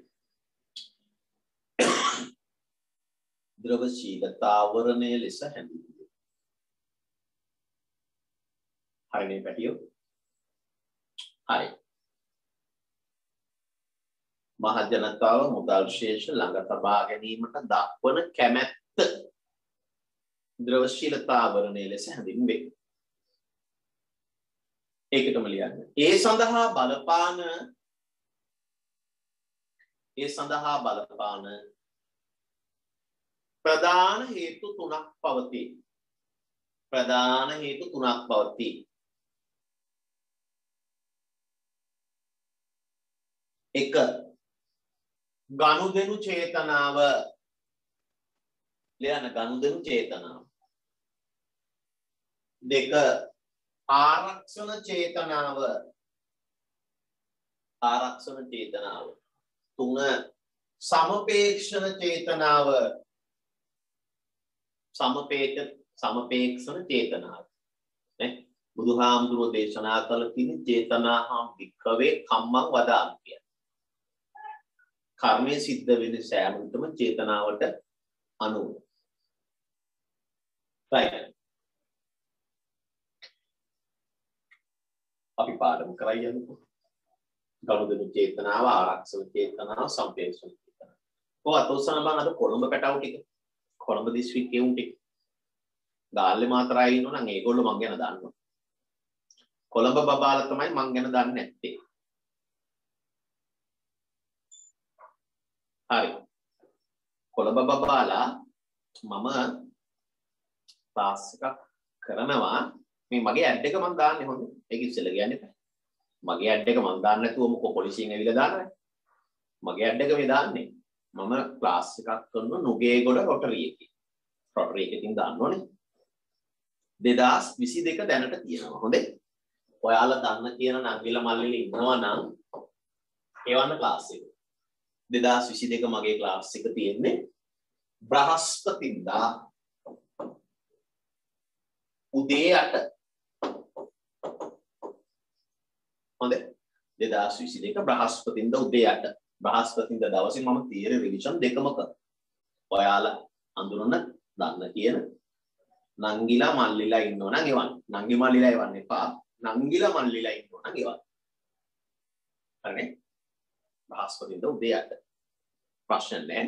ටියුෂන් කියන්නේ මගේ ජීවිතේ. ඒක මගේ රස්සාව. මගේ ජීවිතය ගැන මගේ රස්සාව ගැන මම කියන්නේ නැතුව වෙන කවුරුත් කියන්නේ නැහැ.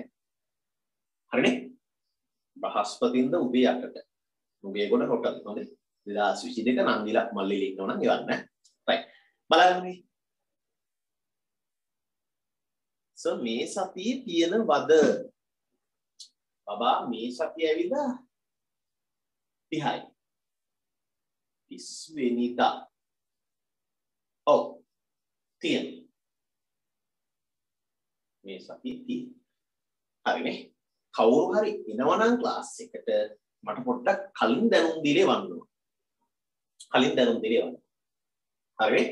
ඔයාලගේ නංගිලා මල්ලිලා එනවනම් ක්ලාස් එකට මාව චුට්ටක් දැනුවත් කරලා එවන්න. මම කියන්නම් මගේ ෆෝන් නම්බර් එක. කමන්නේ. මෙන්න මේක. 077655719 කෝල් එකක් දීලා වන්න කියන්න. හොඳේ. මොකද එතන හෝල්ස් ගොඩාක් තියෙනවා මගේ හෝල් ක්ලාස් එකේ තියෙන හෝල් එක දන්නේ නැහැ ඒ ප්‍රශ්න තියෙනවා මෙන්න මේකට හෝල් එකක් 17765557194 හරිනේ හෝල් එකක් දෙනවා right better ඇස් එක ඉවරයි එයාගත්තා නේ ක්ලාස් ආයෙත් කවන්න මේක ලියා ගන්න ඔයාලට ක්ලාස් මේ ඉදිරියේදී සහ වැඩ ටික කරගෙන යනකොට මොනවා හරි ගැටලුවක් ආවොත් අහන්න මගේ ක්ලාස් ආවොත් දරුවන්ට කමක් නැහැ මම කුහක වැඩ කරන්නේ නැහැ ඔයාලට කුංචි හැර දවක් කරන්න පුළුවන් නම් ඒක මම කරනවා ඔයා අපේ රටේ දරුවෙක් අපේ රටේ හරිනේ වෙන කොහෙවත් නෙමෙයි ಜಾති ආගම් කුල ඒව අදාළ නැහැ මට මේ වර්ග කිලෝමීටර් 65610 තියෙන ඕනම එකෙක් මගේ එකේ හරිනේ ඒ ඕනම කෙනෙකුට ඕනම දරුවෙක්ට මම කතා කරන්න ඇරියෝනේ කොන්දේසි විරහිත උදව් කරනවා සතපහක්වත් එපා මොනාරි ගැටලුවක් තියෙන අහන්න තේරෙන්නේ නැති ඕන දෙයක් අහන්න උදව් කරනවා මම මේ ආත්මේ වාට එමු කරත් මට ලබනාත්මික ගුරුවරයෙක් වෙන්න වාසනාව ලැබෙයි ඒවා මම යන තැනට එකතු කරන්නේ හරිනේ right දැන් එන්න මෙතෙන්ට පොඩි ගානක් තියෙන පුතේ හදන්න. කිසියම් කල්පිත ආර්ථිකයක වාණිජ්‍ය බැංකු පද්ධතිය තුල කටයුතු කරන එක් වාණිජ්‍ය බැංකුවක ශේෂපත්‍රය. මම පුතා ඔයා මේ highlight කරගන්න පේපර් එක තියෙනවනේ නේ. PDF එකකින් print outs ගත්තානේ.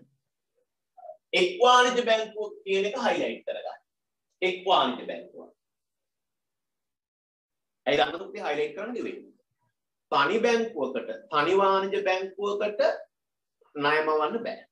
බැංකු පද්ධතියක් වුණොත් ණය මවනවා. හොඳට මතක තියාගන්න. මෙයා කවුද? පද්ධතිය ඇතුලේ ඉන්න එක්කෙනෙක්. මෙයාට ජීවිතේට ණය මවන්න බෑ. ක්‍රෙඩිට් ක්‍රියේෂන් එකක් මෙයාට බෑ. හරි? ඇයි පද්ධතිය ඇතුලේ ඉන්න තනි එක්කෙනෙක්. මෙයා කරන්නේ අධිසංචිත තියෙන ණයට දෙන එක විතරයි. හැබැයි මේ ශේෂපත්‍රය බැංකු පද්ධතියේ ශේෂපත්‍රය වුණා නම් ඕම් ණය මවනවා. තනි බැංකුවටත් ණය මවන්න පුළුවන්. එහෙම වෙන්නේ මුළු ආර්ථිකයකම ඉන්නේ එක බැංකුවයි නම්. අපි හිතන්න දැන් ලංකාවේ තියෙන එකම බැංකුව මහජන බැංකුව. වෙන මුකුත් බැංකු නැහැ. එතකොට මහජන බැංකුවට ණය මවන්න පුළුවන්. හැබැයි දැන් බැංකු 25ක් 26ක් තියෙද්දි මහජන බැංකුවට විතරක් ණය මවන්න බෑ. බැංකු ටික ඔක්කොම එකට එකතු වෙලා ගත්තොත් ණය මවන්න පුළුවන්. මහජන බැංකුවට විතරක් ණය මවන්න බෑ.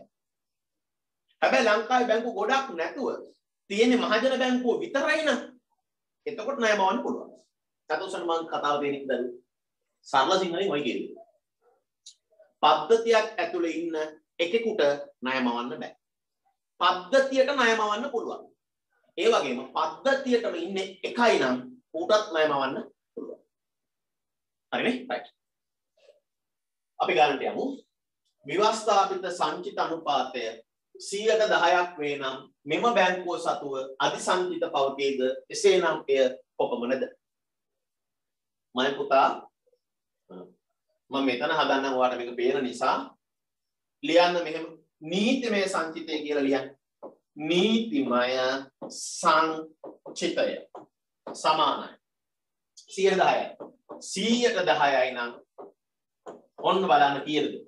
110යි නම් 25000කට බලන්න. දැන් අපේ දරුවෝ වරද්දන. කොහොමද වරද්දන්නේ? වරද්දනවා ඒ අය මෙන්න මේ 30000ටම බලනවා. එහෙම බලන්නේ පුතේ. හැම වෙලේම මතක තියාගන්න සංචිත තියාගන්නේ තැන්පතු වලට විතරයි. නැතුව මෙතන මේ ටෝටල් බැලන්ස් එකට නෙමෙයි. අයියෝ කවුරු හරි 110 ගුණ කිරීම 30000 දැම්මොත් වැරදි. සංචිත තියාගන්නේ හැම වෙලේම තැන්පතු වලට විතරයි. වෙන මුකුත් එපා පුතේ. අද ඒක මගෙන් ඉගෙන ගත්තා නම් I'm very happy. හැම වෙලේම සංචිත බලන්නේ මේ 25000ට විතරයි. මෙතන ප්‍රාග්ධනය හරි වෙන ඕන දෙයක් තියෙන්න පුළුවන්. ඒව අදාළ නැහැ. සංචිතය කියන්නේ මොකද්ද? ගනුදෙනු කරුවා බැංකුවේ තැන්පත් කරන මුදල් වෙනුවෙන් බැංකුව විසින් ළඟ තබා ගන්න ඕන මුදල් ප්‍රමාණය. ඒක මහ බැංකුව නියම කරා. ඒකෙන් කොටසක් බැංකුව සේප්පු වල තියෙනවා මෙහෙම. අනිත් කොටස මහ බැංකුවේ ගිහිල්ලා ඩිපොසිට් කරලා තියෙනවා. හරි? හරි බලන්න. 110 නම් 25000ට බලන්න. මෙවන් බෝලෙට බෝලේ. බෝලෙට බෝලේ. 250 කිරීම 10. 2500යි. සංචිතය 2500. අත උස්සන්න හරිය. සංචිතය 2500. දැන් කට්ටියට දුක හිතෙන නැති අයියෝ අපිට සර්ව කලින් හම්බ වුණා නා. එනේ. දැන් ඒව හිතන්න එපා. මේ ලැබිච්ච අවස්ථාවේ මට මේ මෙසේජ් වගේක් ආව එකයි මම කිව්වේ. ලැබිච්ච අවස්ථාවේ මේ ප්‍රයෝජනෙ ගන්න. ගන්න පුළුවන් ටික ගන්න. නැති වෙච්ච දේ ගැන හිතන්න එපා. මේ දැනට තියෙන දේ ගැන හිතන්න. පවතින අවස්ථාව ජීවත් වෙන්න.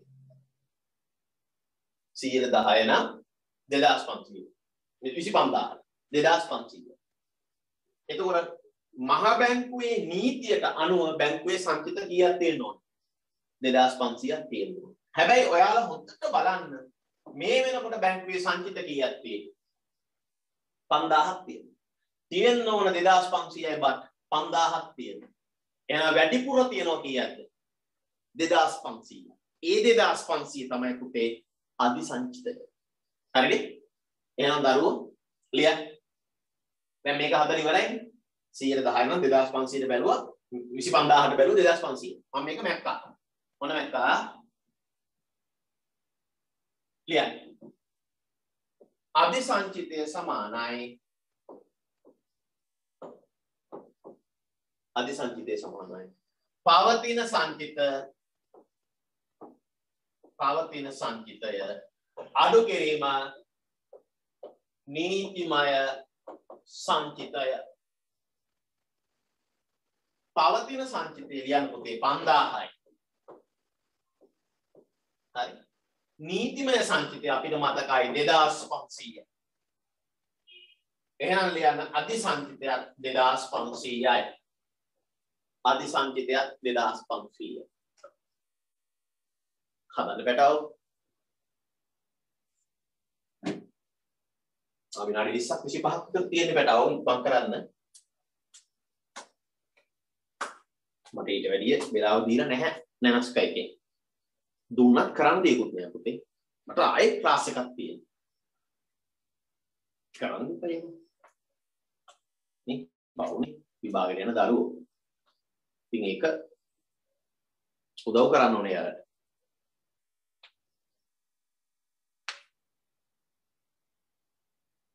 දරුවෙක් මගෙන් ප්‍රශ්නයක් අහනවා. ඉන්න සර් මුදල් සැපෙවුමේ M1 හැරුණාම අනිත් M2 M2B M4 ඔක්කොම ආසන්න මුදල් නේද? නෑ වැරදි. M එක ඇතුලේ පුතේ ආගන්න. M එක ඇතුලේ C ධන DD. මේ තියෙන කාරණා විවහාර මුදල්. DD කියන්නේ demand deposit ඉල්ලුම් තැන්පත්. දැන් අපි මම මේක විතරක් පොඩ්ඩක් කියන්න. M2 ගන්නකොට M1 වලට එකතු කරනවා ඉතුරුම් සහ කාලීන තැන්පත්. saving and time deposit STD. එතකොට කාට හරි කියන්න පුළුවන්ද M2 ඇතුලේ තියෙන ඔක්කොම ආසන්න මුදල් කියලා? බෑ එහෙම කියන්න බෑ. ඇයි? M2 ගත්තේ M1 වලට STD එකතු කරලා. M1 ඇතුලේ මේ තියෙන M1 ඇතුලේ C තියෙනවා. M1 ඇතුලේ C කියන්නේ විවහාර මුදල්. M1 ඇතුලේ විවහාර මුදල් තියෙනවා කියන්නේ M2 ඇතුලේ විවහාර මුදල් තියෙනවා.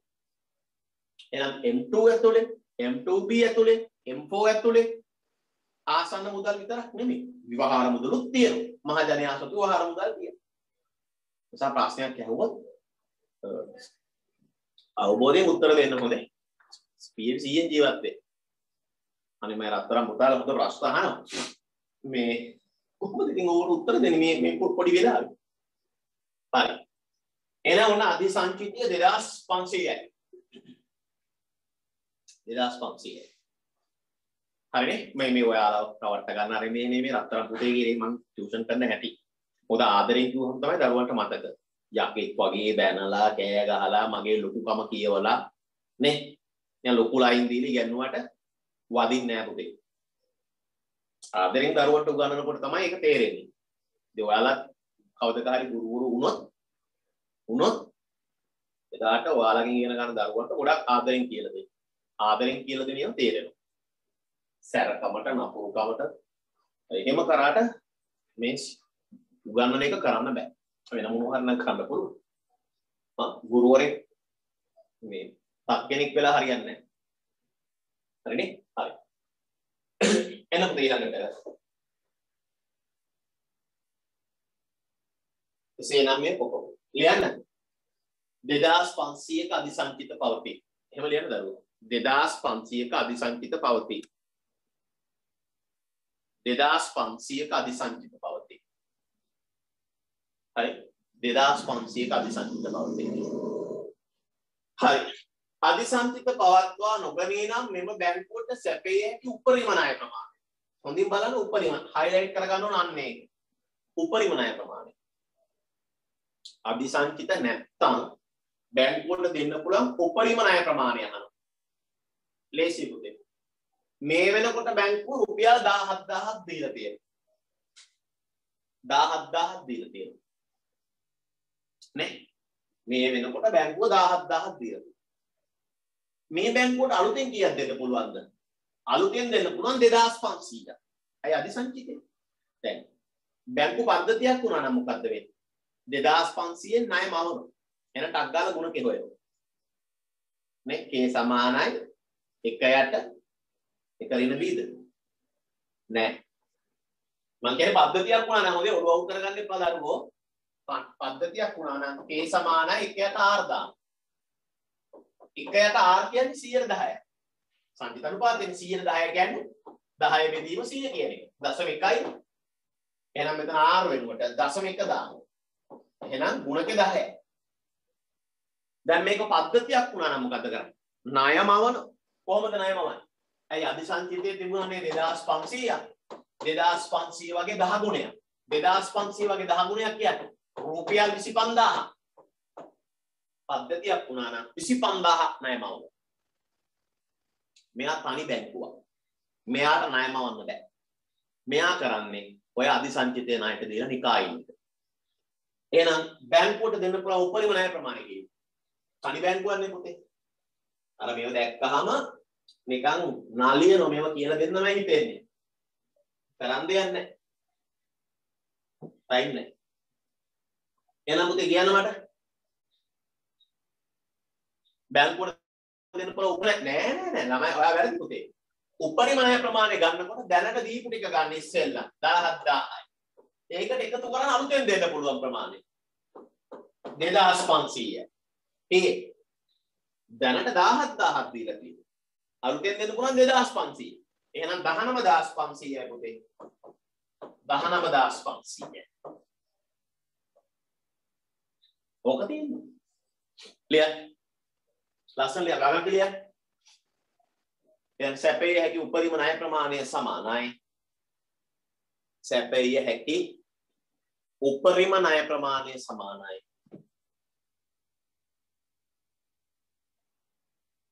සැපේ හැකි උපරිම ණය ප්‍රමාණය සමානයි. සර් මුළු ණය ප්‍රමාණය කිව්වොත් කොහොම නේද ගන්නෙ? යස් බබා. මුළු ණය ප්‍රමාණය කිව්වොත් ඕකම. සැපේ හැකි උපරිම ණය ප්‍රමාණය සමානයි. දැනට සපයා ඇති ණය ප්‍රමාණය. දැනට සපයා ඇති ණය ප්‍රමාණය. එකතු කිරීම අලුතින් සැපිය හැකි ණය ප්‍රමාණය. දැනට සපයා ඇති ණය ප්‍රමාණය එකතු කිරීම අලුතින් සැපිය හැකි ණය ප්‍රමාණය. 17000 එකතු කිරීම 2500. 19500. තව කට් එකක් තියෙනවද අද? සර් ඒ සූත්‍රය ලියන්න ඕනද? ඔව් ලියන්න ඕන. ලියන්න පුතේ. සැපයේ හැකි මුළු ණය ප්‍රමාණය සමානයි දැනට සපයා ඇති ණය ප්‍රමාණය එකතු කිරීම අලුතින් සැපයේ හැකි ණය ප්‍රමාණය. 17000 එකතු කිරීම 2500. 19500. හරි? මට පේන්නේ පවර් කට් එකක් තියෙනවා වගේ කොහේ හරි. හේතුව මම කියන්නේ නැහැ.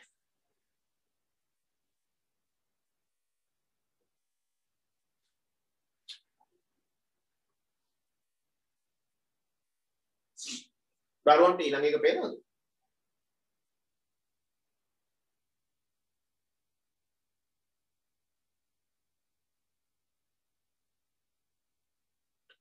දරුවෙක් ප්‍රශ්නයක් අහනවා 2500 කියලා ගත්තොත් සැපේය හැකි ණය ප්‍රමාණයද කීයද කියන්නේ?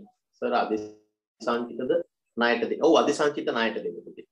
ඇයි 2500ක් අධිසංචිත තියෙනවනේ ඒක තමයි ණයට දෙන්නේ. අධිසංචිත ණයට දෙන්න බැරි නම් අධිසංචිත නැත්තම් ණය දෙන්නත් බෑ. හරිනේ? right පුතා අපි ඊළඟට යන්න. දැන් මේ කොටස කලින් එකත් එක්ක සම්බන්ධයක් නැහැ. අප්පා. ඔන්න අමාරු පැටෝනේ.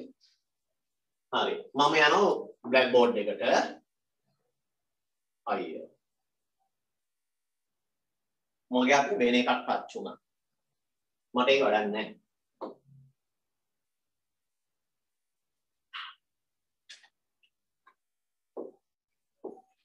දරුවෝ මේ ප්‍රශ්නේ කියවන්න පැටව. යම් කල්පිත ආර්ථිකයක මුදල් සැපයුම් රුපියල් මිලියන 3600යි. ඔක පැටවුවේ පොඩි પ્રિන්ටිං මිස්ටේක් එකක් තියෙනවා. M1 හොඳේ. M1 3600. හැම දරුවෙක්ම මේ වගේ ගාණක් දුන්නාම ඒ දීපු ටික ලියා ගන්න. M1 3600යි. මුළු තැන්පතු D කියලා ගන්නකො. D 2400යි. ඩිපොසිට් හොඳේ 2400. සංචිත අනුපාතය 10%යි. රේට් එක හොඳේ 10%යි. right. බැංකු පද්ධතිය අතිරික්ත සංචිත පවත්වා නොගනී. අතිරික්ත සංචිතත් නැහැලු. හරි. අහන්නේ මුදල් ගුණකය. money multiplier එක අහන්නේ. MM එක අහන්නේ. money multiplier. මුදල් ගුණකය අහන්නේ. ගොඩාක් අය අනගන්න මේ වගේ ප්‍රශ්නයක් දැක්කහම. දරුවෝ ලියන සිංහලෙන් ඉස්සෙල්ලා මුදල් ගුණකය සමානයි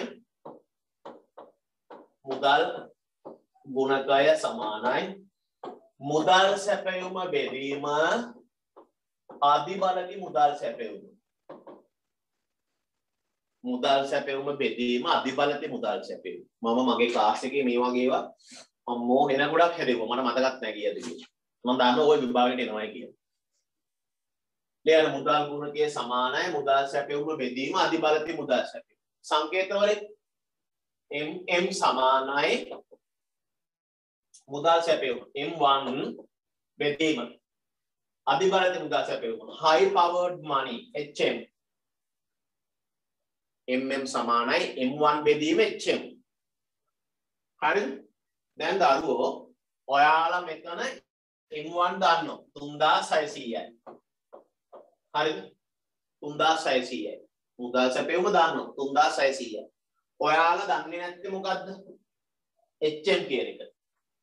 අධිබලති මුදල් සැපයුම තමයි ඔයාලා දන්නේ නැත්තේ. ඒ ඔයාලට සිද්ධ වෙනවා අධිබලති මුදල් සැපයුම හොයන්න. මම නිකන් අහන්නම්කෝ. ඔහොම ඉතින් කියන්න මට ඇහෙනවා කියලා හිතාගෙන. උදේ අධිබලති මුදල් සැපයුම කියන්නේ මොකද්ද? උදේට අහගන්න. රටක මුදල් සැපයුමට පදනම සපයන මූල්‍යවත්කම්. එහෙම ඒක නිර්වචනය කරන්නේ. මොකද්ද?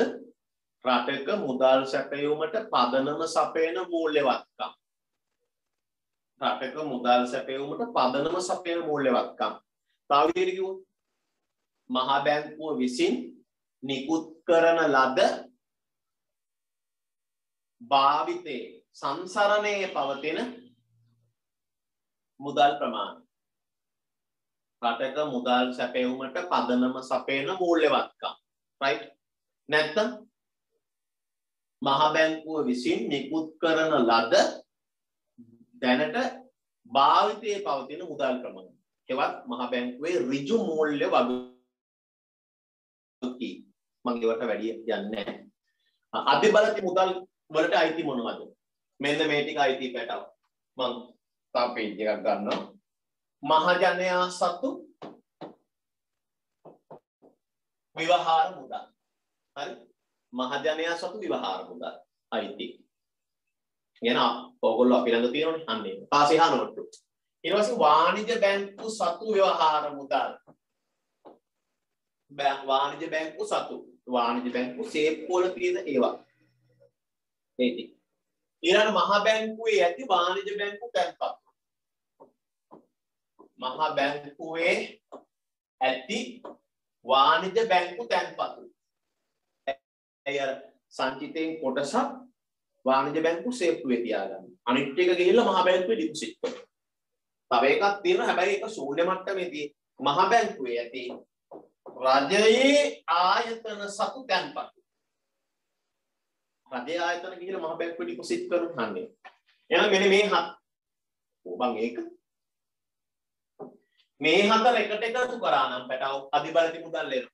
කියන්නේ මොනවද අධිබලති මුදල් වලට අයිති? මහජනයා සත්ව විවහාර මුදල්, වාණිජ බැංකු සත්ව විවහාර මුදල්, මහ බැංකුවේ ඇති වාණිජ බැංකු තැන්පතු, මහ බැංකුවේ ඇති රජ ආයතන සතු තැන්පතු. උදාල මේ අහගන්න මේක ශූන්‍ය මට්ටමේ තියෙන. මේක නැහැ ලංකාවේ. මහ බැංකුවේ රජ ආයතන කොහෙද බං මුදල් තැන්පත් කරලා තියෙන්නේ? රජය බලාගෙන ඉන්න මහ බැංකුවෙන් හැමතිස්සෙම ණයක් ගන්න. මහ බැංකුවේ රජ ආයතන සතු තැන්පතු නැහැ. ඒ නිසා ඒක 0 ලෙවල් එකේ තියෙන. ශූන්‍ය මට්ටමේ තියෙන මේක. ප්‍රායෝගිකව මේ තුන තමයි තියෙන්නේ.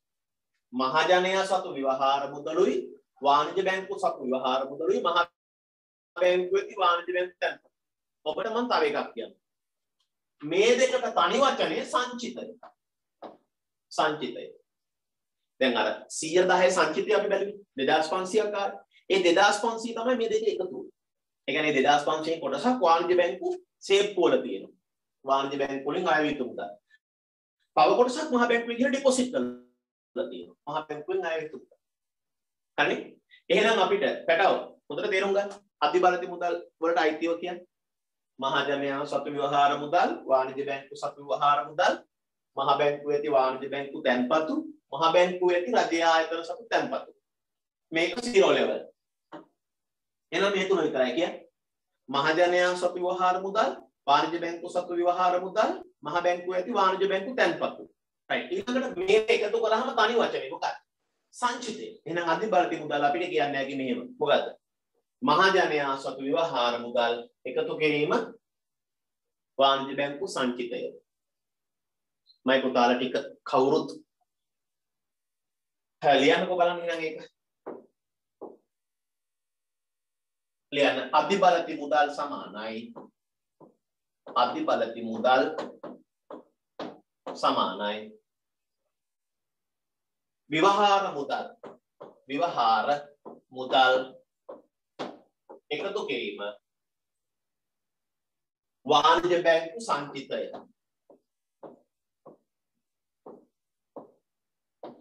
වාණිජ බැංකු සංචිතය. වාණිජ බැංකු සංචිතය කියන්නේ වාණිජ බැංකු සේප්පු වල තියෙන ඒවායි මහ බැංකුවේ තැන්පත් කරපු එක.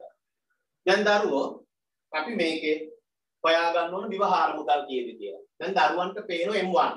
M1 හැදෙන්නේ කොහොමද පුතේ? C ධන DD. හරි? දැන් M1 3600යි. තකලා හදන්න. C දන්නේ නැහැ. DD දීලා තියෙනවා මේක 2400. හරි? එහෙනම් C වලගේ කී මේ 2400 සමාන ලකුණු මෙහාට ගෙන් මට ලැජ්ජයි එච්චර දේවල් ගන්න. 1200යි. නේ? තේරෙනවනේ?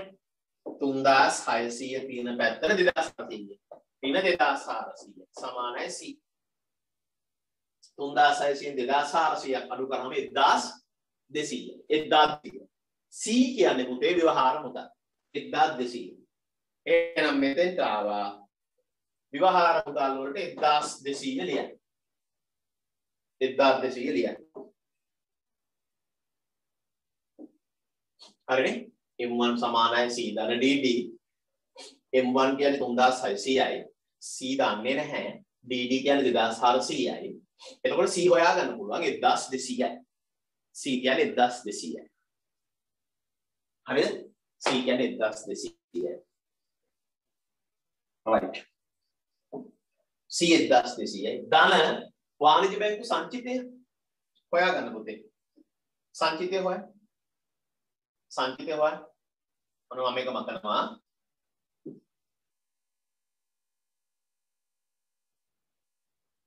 හරිම ලේසි. සංචිතය හොයන්නේ මෙහෙමයි පුතේ. සංචිත අනුපාතය දී ඇති 110යි. 110ක් ඇටිව සංචිත අනුපාතය 110යි. සංචිත තියාගන්න මේ තැන්පතු වලට. ඩිපොසිට් එකට තමයි තියාගන්නේ. තැන්පතු තියෙන 2400යි. දැන් බලන්න බෝලෙට බෝලේ 240යි. 10 24 ගුණ කරාම 240. එහෙනම් සංචිතය 240. සංචිතය කියන්නේ ආපති මුදලුයි මහ බැංකුවේ අයවි යුතු මුදලුයි. 240යි. මෙතෙන්ට ඇවිල්ලා පුතේ 240 ලියන්න. 240 ලියන්න. දැන් කි 1200යි 240යි 1440යි. 1440යි. හදාගන්න උදේ අධිබලති මුදල් 1440යි.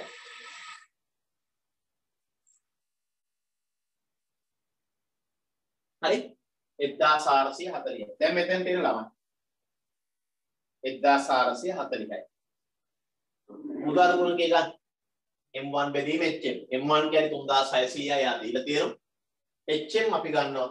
HM ගත්තකින් 2440. 1440 මම මතක නැහැ. 1440.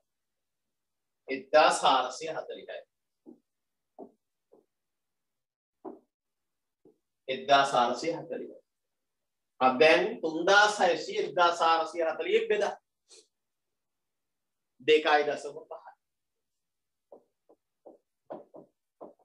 මුදල් ගුණකයේ 2.5 හරිනේ හදාගන්න පුතේ.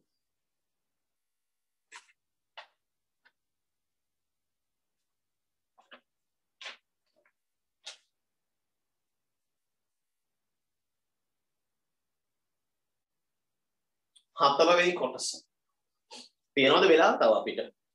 තව විනාඩි 5ක් තියෙනවා. හතරවෙනි කොටස මොකක්ද? ශ්‍රී ලංකා මහ බැංකුවේ ප්‍රතිපත්ති පොලි අනුපාත නම් කරන්න. හා ලේසි. ටක් ගාලා ලියමුද?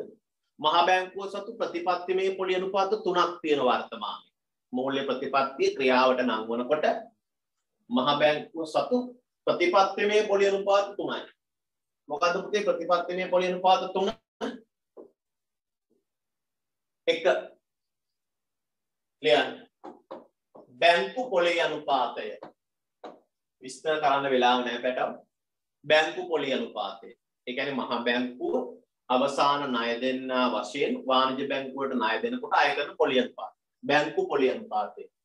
හරි. 2 පහුගිය දශමයක වැඩි කරා. බැංකු පොලි අනුපාතය. ඉවට වෙලද පොළ කටයුතු කියලා ලියන්න එපා රත්තරන් පුතේ. ඒ ඉස්සර නිත්‍ය තැන්පතු අනුපාතය. හරි ඉවට වෙලද පොළ කටයුතු ලියන්න එපා. නිත්‍ය තැන්පතු අනුපාතය. ඊළඟ එක පුතේ නිත්‍ය ණය අනුපාතය. අවසාන ණය දෙන්නා වශයෙන් වාණිජ බැංකු වලට ණය දෙනකොට අය කරන පොලිය බැංකු පොලිය උත්පත්ති.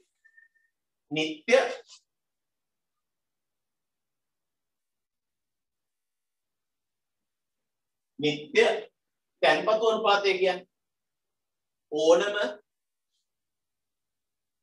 නිත්‍ය තැන්පතු අනුපාතය අත් වශයෙන් තියෙන අන්තර් බැංකු ඒක්ෂණ ණය මුදල් වෙළඳපොළත් එක්ක සම්බන්ධ කරලා පොලිය අනුපාත කොරිඩෝරට සම්බන්ධ කරලා තියෙනවා. දෛනිකව ද්‍රවශීලතා අතිරික්තයක් තියෙන ඒ වාණිජ බැංකු වලට පුළුවන් නිත්‍ය තැන්පතු අනුපාතයේ යටතේ ගිහිල්ලා මහ බැංකුවේ මුදල් ඩිපොසිට් කරා. හරි. ඒ වගේම කාට හරි දෛනිකව ද්‍රවශීලතා හිගයක් තියෙන එයාලට පුළුවන් අග්ගාලා ගිහිල්ලා මහ බැංකුවෙන් ණයක් ගන්න. එතකොට මහ බැංකුව අය කරන එයාලගේ පොඩියක්. ඒකට කියන්නේ පුතේ නිත්‍ය ණය අනුපාතය. නිත්‍ය ණය අනුපාතය. අවශ්‍ය දරුව ලියා තියන්න.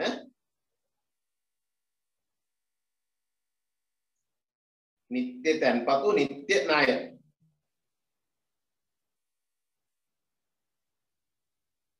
මේ ඉක්මන් කරන්න.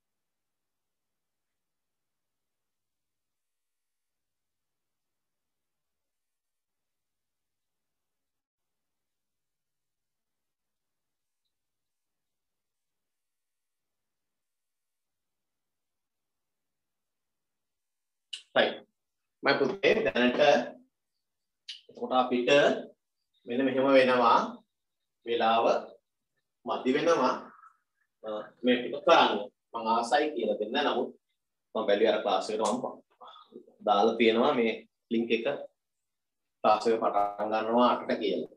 ඊට 3ක් 4ක් නම් පරක් වුණාට කවන්න නැහැ ඊට වැඩි පරක්කු කරන්න බෑ. මම පැටව අහගන්නකො. ඔයාලට මගෙන් මොනවා හරි උදව්වක් ගන්න ඕන නම් මට කතා කරලා අහන්න. ඒතකොට අපි අද ක්ලාස් එක නතර කරමු මේ වෙලාවේ චුට්ටක් පිළිගව. අපි ආයෙ හමු වෙන්නේ කවද්ද? අද 27යිනේ. අපි ආයෙ හම්බ වෙනවා ජනවාරි 3. ජනවාරි 3 හම්බ වෙනවා අපි. සඳුදා. ඒ කියන්නේ ලබන සතියේ සඳුදා ආපහු තියෙනවා. ඊට පස්සේ ආයෙ ජනවාරි 6ක් අපේ පන්තියේ තියෙනවා. 3යි 6යි අපි ආපහු හම්බ වෙනවා. එහෙනම් එතකොට අපි අද ක්ලාස් එක නවත්තමු. එහෙනම් ප්‍රාර්ථනා කරනවා හැම දිනකටම සුබ අලුත් අවුරුද්දක් වේවා කියලා. මොකද අපි ආයෙ 3නේ හමු වෙන්නේ. හැම දිනකටම හැපි නිව් ඉයර්. ඔයගොල්ලෝගේ අම්මලාට තාත්තලාට හැපි නිව් ඉයර් කියලා මම කිව්වා කියලා කියන්නේ. හරි එහෙනම් හැම දිනකටම තෙරුවන් සරණයි දෙපිටයි. good night.